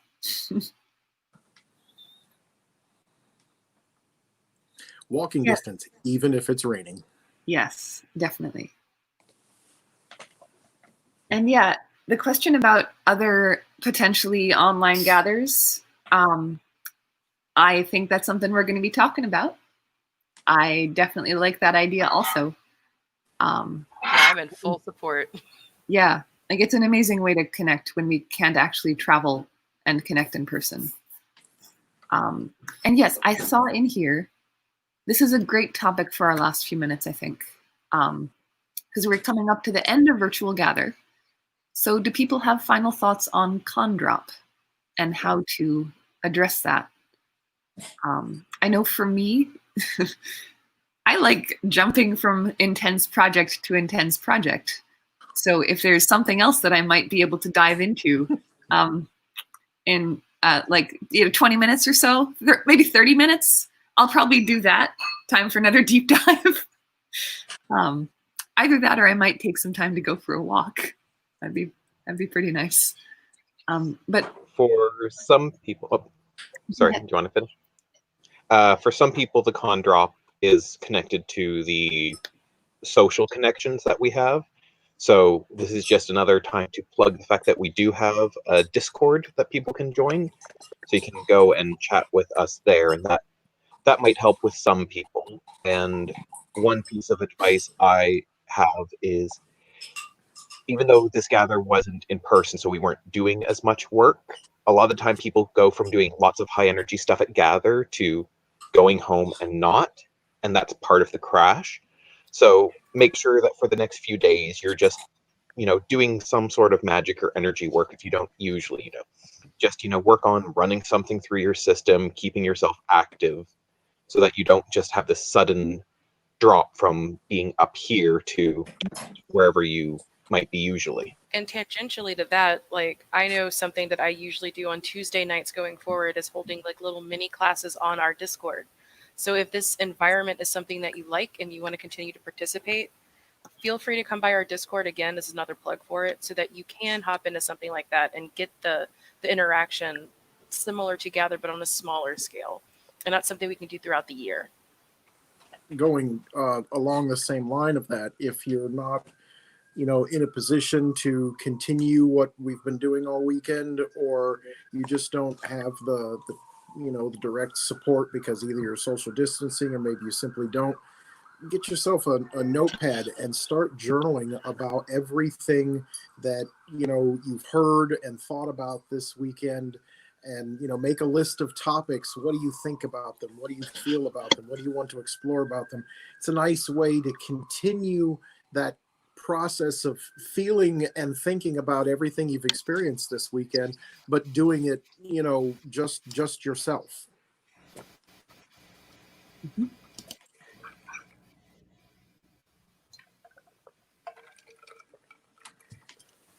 We also have a feedback form, and I am grabbing the link for that as well, because if you really enjoyed this gather or you have comments, we would love to hear them. So you can follow this link that we'll be posting up here in a second. You can find it on our Discord, which is a direct link, and you'll be able to go and fill out that feedback form multiple times if you want. There's, you can be specific per classes. You can do it as Gather as a whole.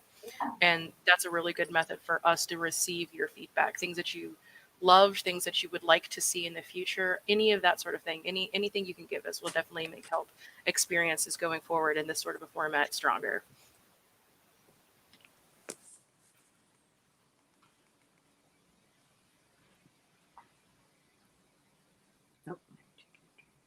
Yeah, I will also say again, one of the things that works best for me in terms of not having a crash version of con drop is going back to mainstays for me. So anything that you usually do to make yourself feel better, whether that's reading a book, having some tea, cuddling a pet. I know Ozzy is very mad at me right now because I've been sitting like 10 feet away from where we usually cuddle. and this is not the place where he cuddles, so of course he's not coming over to me. He knows that I'm supposed to go over to him. Smartphone connected. But yeah, just lean on the ways that you already know of that make yourself feel grounded and centered and yourself, whatever those ways may be. And that's my best advice for you.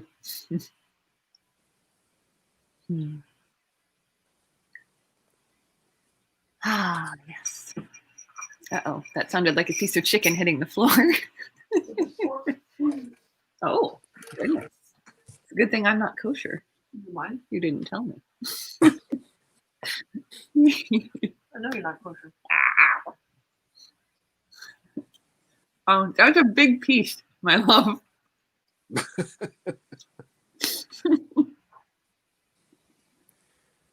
Well, that happened. Chocolate. Chocolate helps with con drop. Mm-hmm. Pecan drop. Beer helps with everything. Currently great. Ferocious If you exercise, too. If you have an aversion to sunlight, Ferocious what? moonshine. Ferocious exercise. I'm not quite sure what I heard.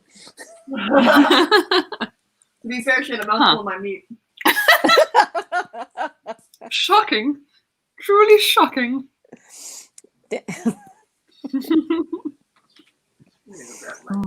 And it is now stupid o'clock, and we go off the rails. Oh, it's been stupid o'clock since like 4 p.m. yesterday for me. I held it together for a little while, but it's gone now. That's for sure. Oh my goodness. Chocolate does help with a lot of things.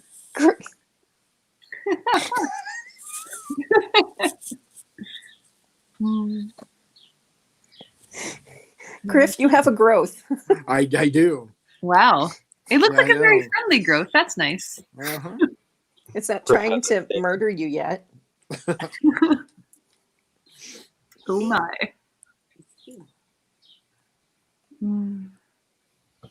It's a disembodied hand on my shoulder. Mm-hmm. There could be worse disembodied parts to have on your shoulder. This is true. I think as a crafter, having your disembodied thing hand would be very helpful around the That shop. would be so helpful.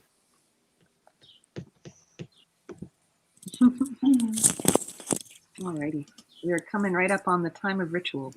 I have tea brewing, and I've got it timed so that I will talk a little bit as an intro. Great. And you can finish making it. Oh, do we want to do that thing again where we go to just your face on screen for closing ritual, or do we want to have more folks around? Oh, Any opinions welcome. yeah, actually, any opinions from anybody? I kind of like the idea of having more people on screen. I'm good with that. Cool. I've sent you the link to your email. Yeah, no, I'm Okay, cool. I didn't see you in yet. I was getting there. All right, so I'm going to mute myself before I add Zosh because I don't want a repeat of all that nasty feedback from last night. So away I go. I'll see you all on the flip side. Love you. Bye.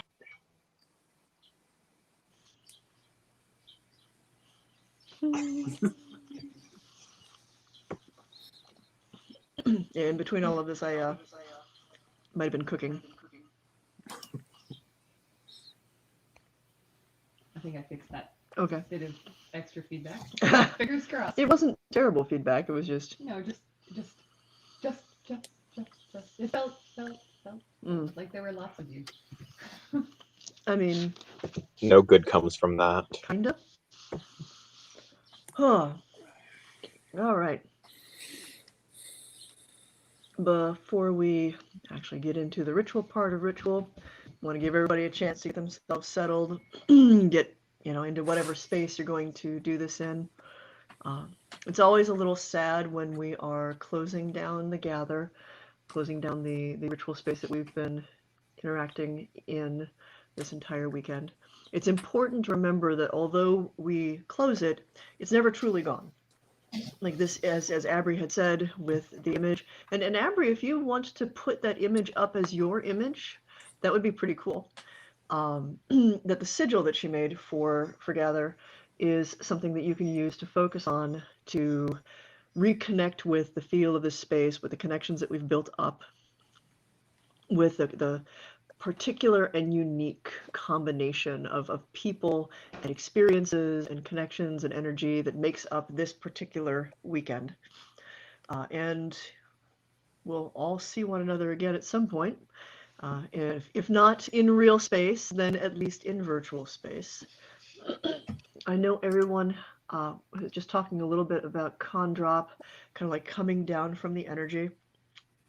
And that will be really important. Part of this ritual is going to be about kind of like bringing us a little bit back down, so that when it will not be quite as jarring when we find ourselves faced with going back to work and going back to the mundane world, and no longer being in this space exactly and precisely.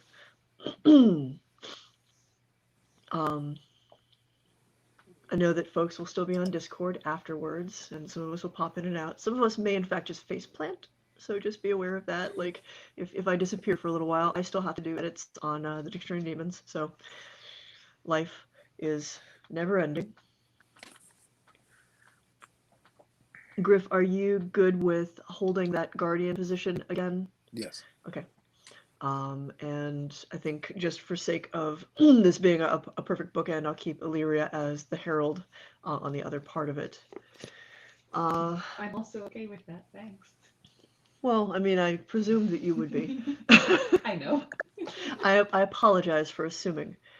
For those of you who maybe were not at the opening ritual, we create ritual space by the three castes. So warriors go in first, counselors go in second, priests go in third, and I will guide you through that work.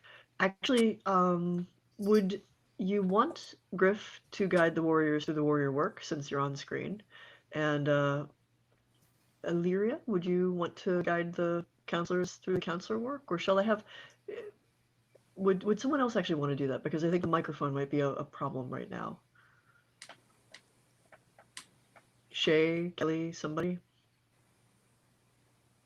What am I doing? Sorry. Would one of you like to lead the counselors through the counselor work as we go into the ritual space?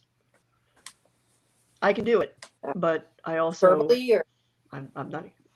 I don't. I honestly Shay, don't. Alex, Kelly. I'm not You've Yeah, been I can't hear you. I don't know backstabbed. if you can Oh, talk and do the thing at the same time. what was that? I can do it if we need to. I would say I don't know if I can talk and do the thing at the same time Okay. and hold space over virtual. Well, Shay, you've got a lovely speaking voice, so Yes. how about we go with you? I've got it. I love you, Shay. I trust you to carry it, and I think the priesty bits will help be able to do it from the kind of distance we're doing. Okay. Without further ado, then, let me.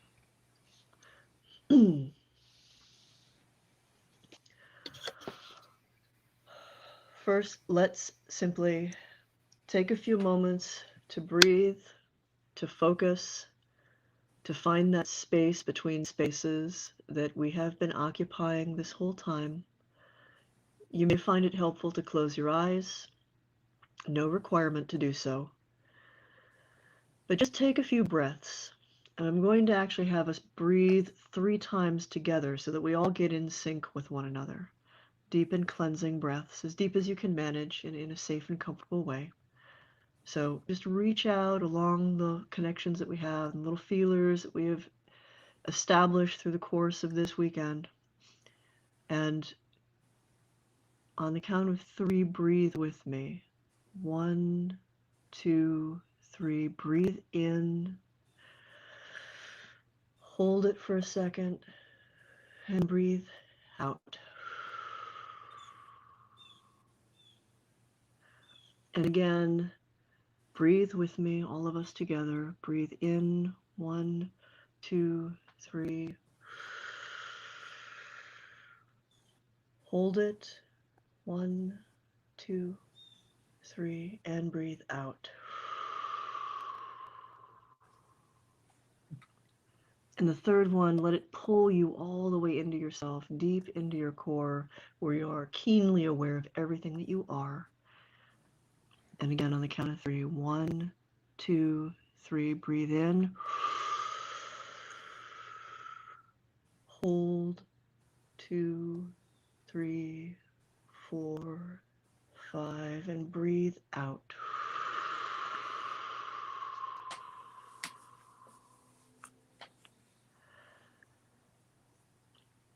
Just shake off anything else that you need to let go of. Get yourself in the headspace, prepared for ritual.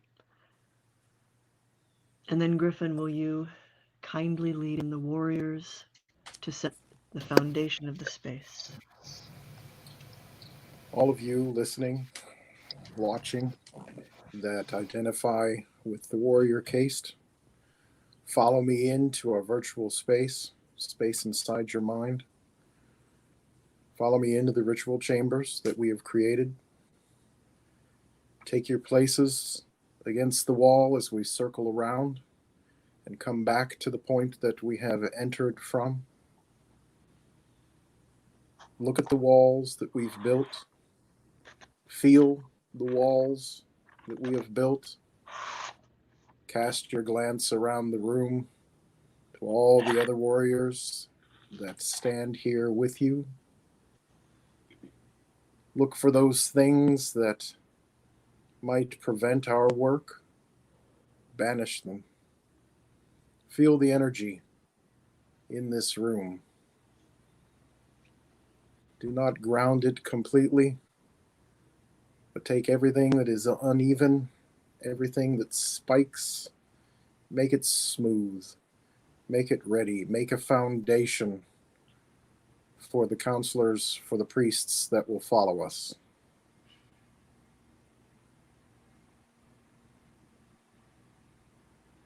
Counselors? And counselors, as we enter through the archway made by Griffin Illyria, as we enter into the space, walk through, step around it, gathering up the connections of the warriors that are present, and bring that to center, and slowly start to pull in from the energies that you naturally connect to, and let that ripple off you. Let the energy build up and push out until it reaches to the edge where the warriors have built that wall, have built that containment, and let it fill this space. Let it fill and be a bridge and connection between us all.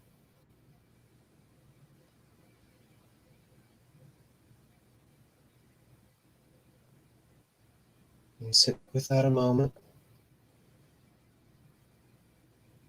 And then, still holding on to those connections, step back into the circle. Find a place amongst the warriors. Feel the motion and the movement of the energy. And remember, as the priests enter in to begin to pull up the temple structure, to act as a webwork and tie them in as well.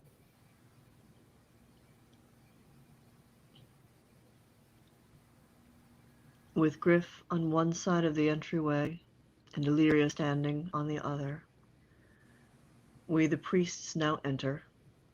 We walk into the broad expanse cast within this circle of people, family and friends, our newfound family, faces that may not have been familiar at the beginning of the weekend, but energies now that we know. And we walk in a ring in the inner part of the circle and find our spaces, And when we settle, stand and face one another. Feel the plucking strings of the webwork of energy, the firm foundation held by the warriors, the perimeter that they hold with both their bodies and their wills, and settle into the feel of the space and the shape that it wants to take, the shape that represents the collective will of each of you and everyone else in this space, and all of the spirits and powers and family and ancestors that we invite to stand on the outer perimeter, beyond the warriors, looking in, invited if they wish to stand with us, connected if they do not wish to stand in the circle itself.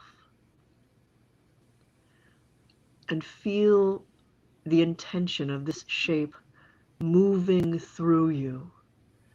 Feel it merge with your own power, your own vision, your own intent, and shape it and make it strong and stable with your will, until you and your will and the shape of the temple become one, and each of us stands as pillars, stretching up into the sky to hold together the collective expression of this sacred space, our temple in the between spaces.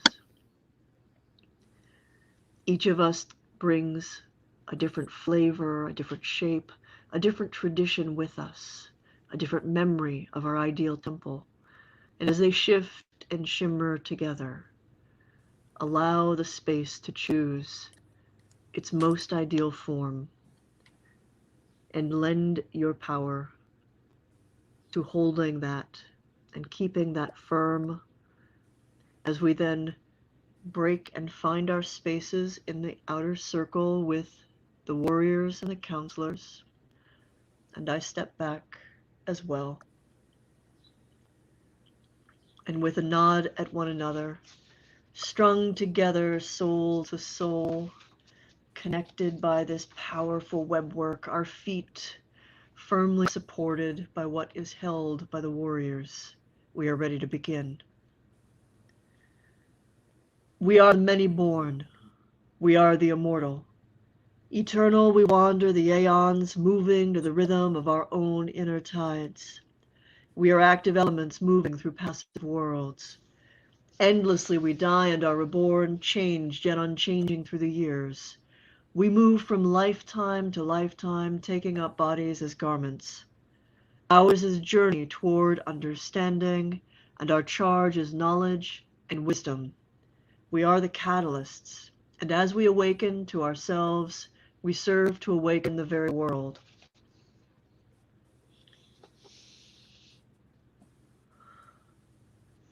Welcome those of you who stood with us at the beginning, those of you who missed it. Welcome to the conclusion of this particular gather, our gather of change and of vision and of connection and of redefining community. We've all shared something unique and special. Many of us have found new things, new faces, new friends, new explorations to pursue within our own understanding of self. We have also shared things that we had to bring as gifts, sometimes gifts that we didn't even understand we were carrying, that we shared with others, that we unlocked awareness and vision in others. This great commingling of body and mind and soul across 3 continents, and yet standing together here in this space of our creation, of our intent, of our will. Parting is always a little bittersweet. We come to a space like this to find where we are accepted, to find where there are others who share the experiences that perhaps we've never had the bravery to speak about because we found them so extraordinary and so strange. We come to be seen, to be accepted, to be encouraged to pursue our own truths, to find and learn the truths of others so that we can compare them to our own experiences, so that we can learn from them and sometimes adapt what parts of them speak to us deeply. We also stand together in this space, shared this weekend together in this way, because the world around us is changing and is uncertain. This has been our stable sanctuary against the tide of change, the parts of it that are anxiety inducing, the parts of us that are dangerous to be seen in the outside. Here we have safety, and here we have haven. Here we have people who are willing to support us, listen to us, offer healing and strength when we ourselves feel weak and frail. But we can only stay in this space for so long. As much as it is eternal and always here, our connection to it is ephemeral, for we are embodied beings and we must live in the physical world. And so we stand in this moment to say our goodbyes, not forever, but for this moment. To bring ourselves back down, to face the world, to take the strength and the power and the revelation and the energy that we've shared here and bring it back into our daily lives. This is never far from us, but we must walk with feet on the ground.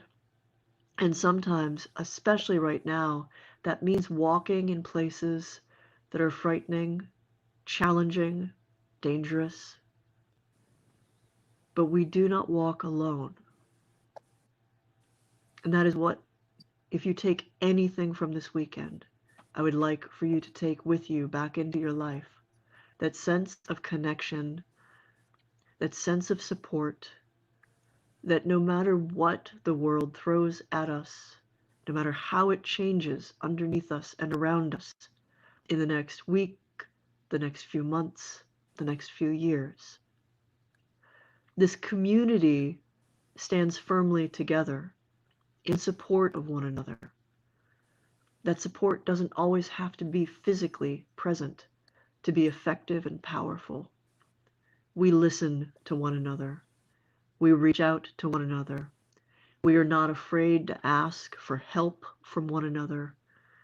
We support one another. This space will be here when you need it, just beyond your vision,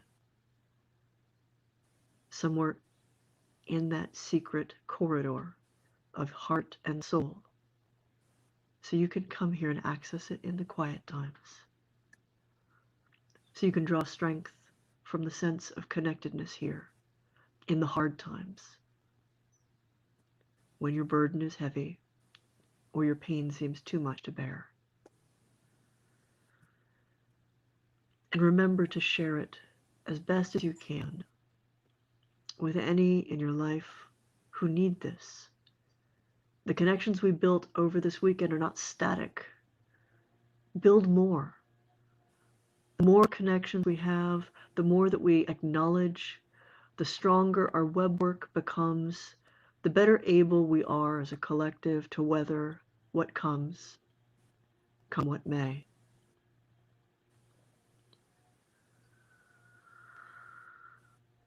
Take a moment before we close to look around, to perceive, to feel all of the minds and hearts and souls that stand with you in this moment. And then reach out along the connections that glimmer between us to find all of those who couldn't make it here this weekend, this moment in time, who nevertheless are connected, who nevertheless stand firm with you, for you, as you can stand firm with and for them. some in bodies, some not.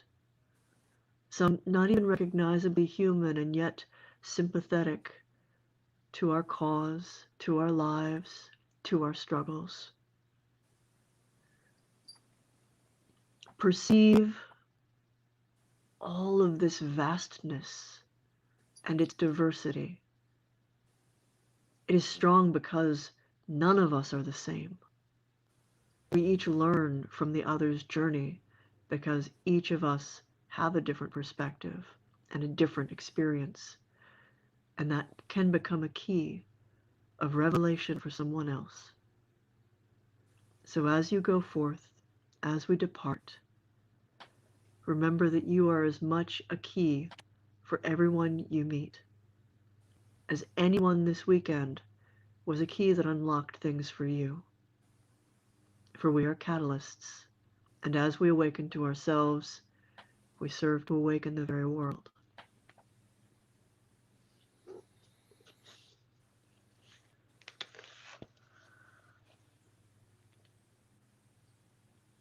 And the energy right now is very high, but I want you to pull a little bit of it down into yourself.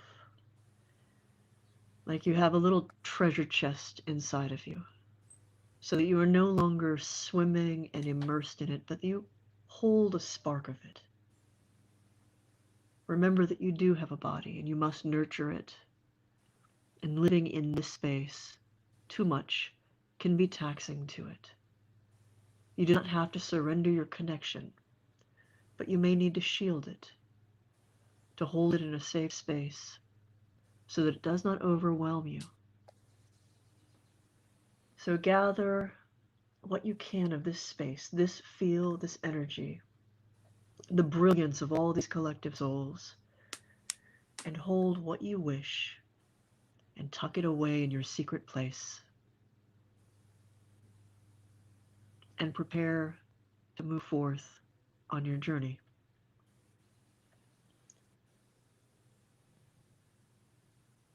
We have passed this way before, and we will pass this way again.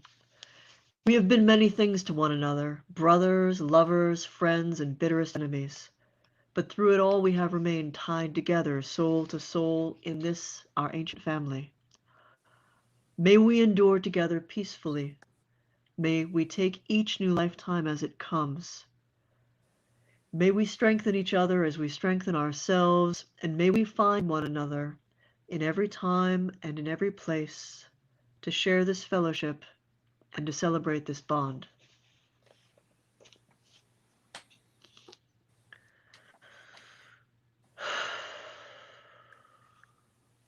Take a couple of breaths and settle yourself. For now we come to closing the space down. The space itself will not go away, but we need to remove what of ourselves we've put here that we need to take back. Leave ties, but not your whole self.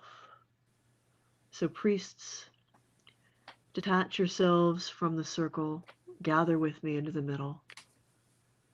Stand together as pillars once more, keenly aware of the shape and feel and expanse of this temple, your role in it, in holding it, in shaping it, and pull back into yourself what is yours. Do not surrender or abandon your connection to the space and our shared experience, but what is you, pull back to you, for that is what you must leave with. And when you feel that work is done,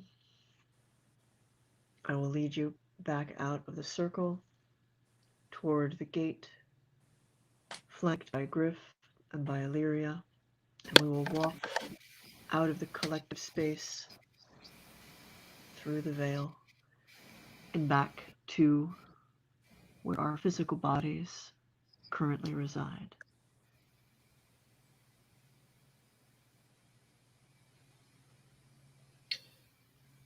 And counselors, step into the center. Step away from the circle of the warriors and start to pull back that subtle stuff that we summoned up. Pull back in what you put there of you. Do not take everything. We don't want to leave it an empty void. For as Zosh said, the space will remain. But take back into you, so that as we move away from the space, we still carry a piece of it with us, where we can return as we need to.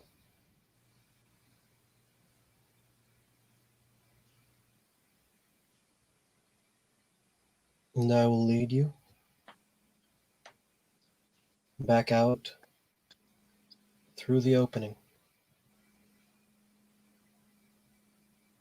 and back from the subtle temple,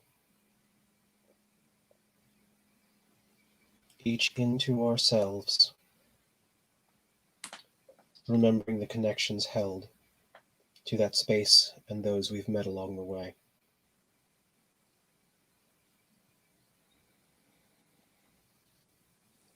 Warriors, in rituals past, at the end of this gather weekend, we have swept the room completely clean multiple times because there would be new conventions coming and different classes and different peoples entering, and we did not want to leave of ourselves behind.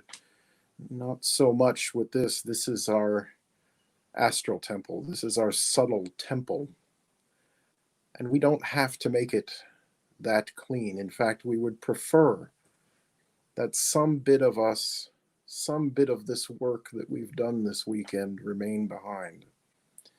So feel the walls that we've built behind you. Feel the wall that you are a part of. Detach yourself from it. Look about this ritual space and see if there are any bits and pieces that stand out. That metaphysical Starbucks cup in the corner. Sweep it all up. But not all. Leave a resonance of that energy behind. Perhaps pull a little bit of that energy into yourself, into that box that Zosh had us create, and bring it with you. Step forward towards the center of the space, sweeping, acknowledging, closer towards the center, and closer, until it is all smooth and grounded and even. And then follow me out of the ritual chamber, back into our mundane lives, back into our physical bodies, back into the rest of what we know.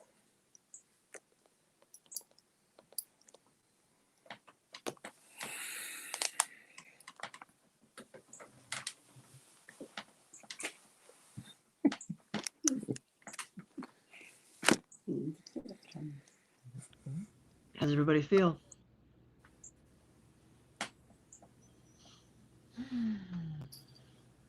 I liked doing that. That was good.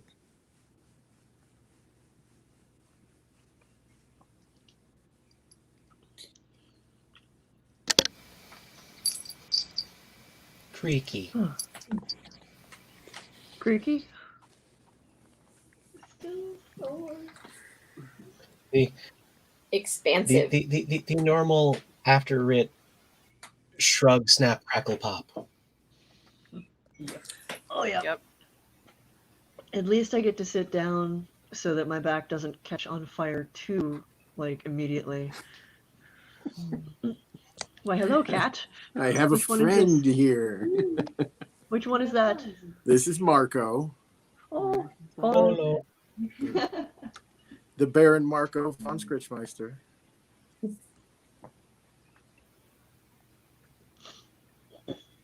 Oh, goodness. Oh. I mean, on one hand, I kind of want to let people continue to chit chat, but on the other hand, there are definitely places to do that. Oh, Yeah, if you have a. Thank you to everyone. Yeah, no, this was. I hope this was as good for all of you as it was for all of us. Not necessarily, as I said at the beginning, how I had expected to spend the 20th anniversary of Gather, but all things said and done, pretty good time. Oh, Marco certainly approves. Or approves of ritual being over. Bliss is giving me the cold shoulder at this point because I've not been in either of the places she's accustomed to. They know. The fuzzies have their requirements. I can take this off. For those of you who might not know what this is, third degree we get a chord. Actually, first degree you get a single chord, and second degree you get 2 chords, and third degree you get 3. And your chord is color coded based on the caste you are dedicated to. And as you notice, mine is 2 colors because almost all of us have a leaning. Not everybody.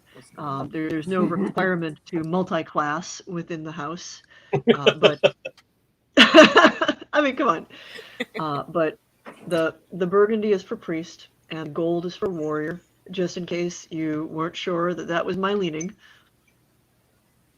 Counselor used to be white, and we made some significant changes so that there's some are grandfathered in with a white one, and some have a black cord.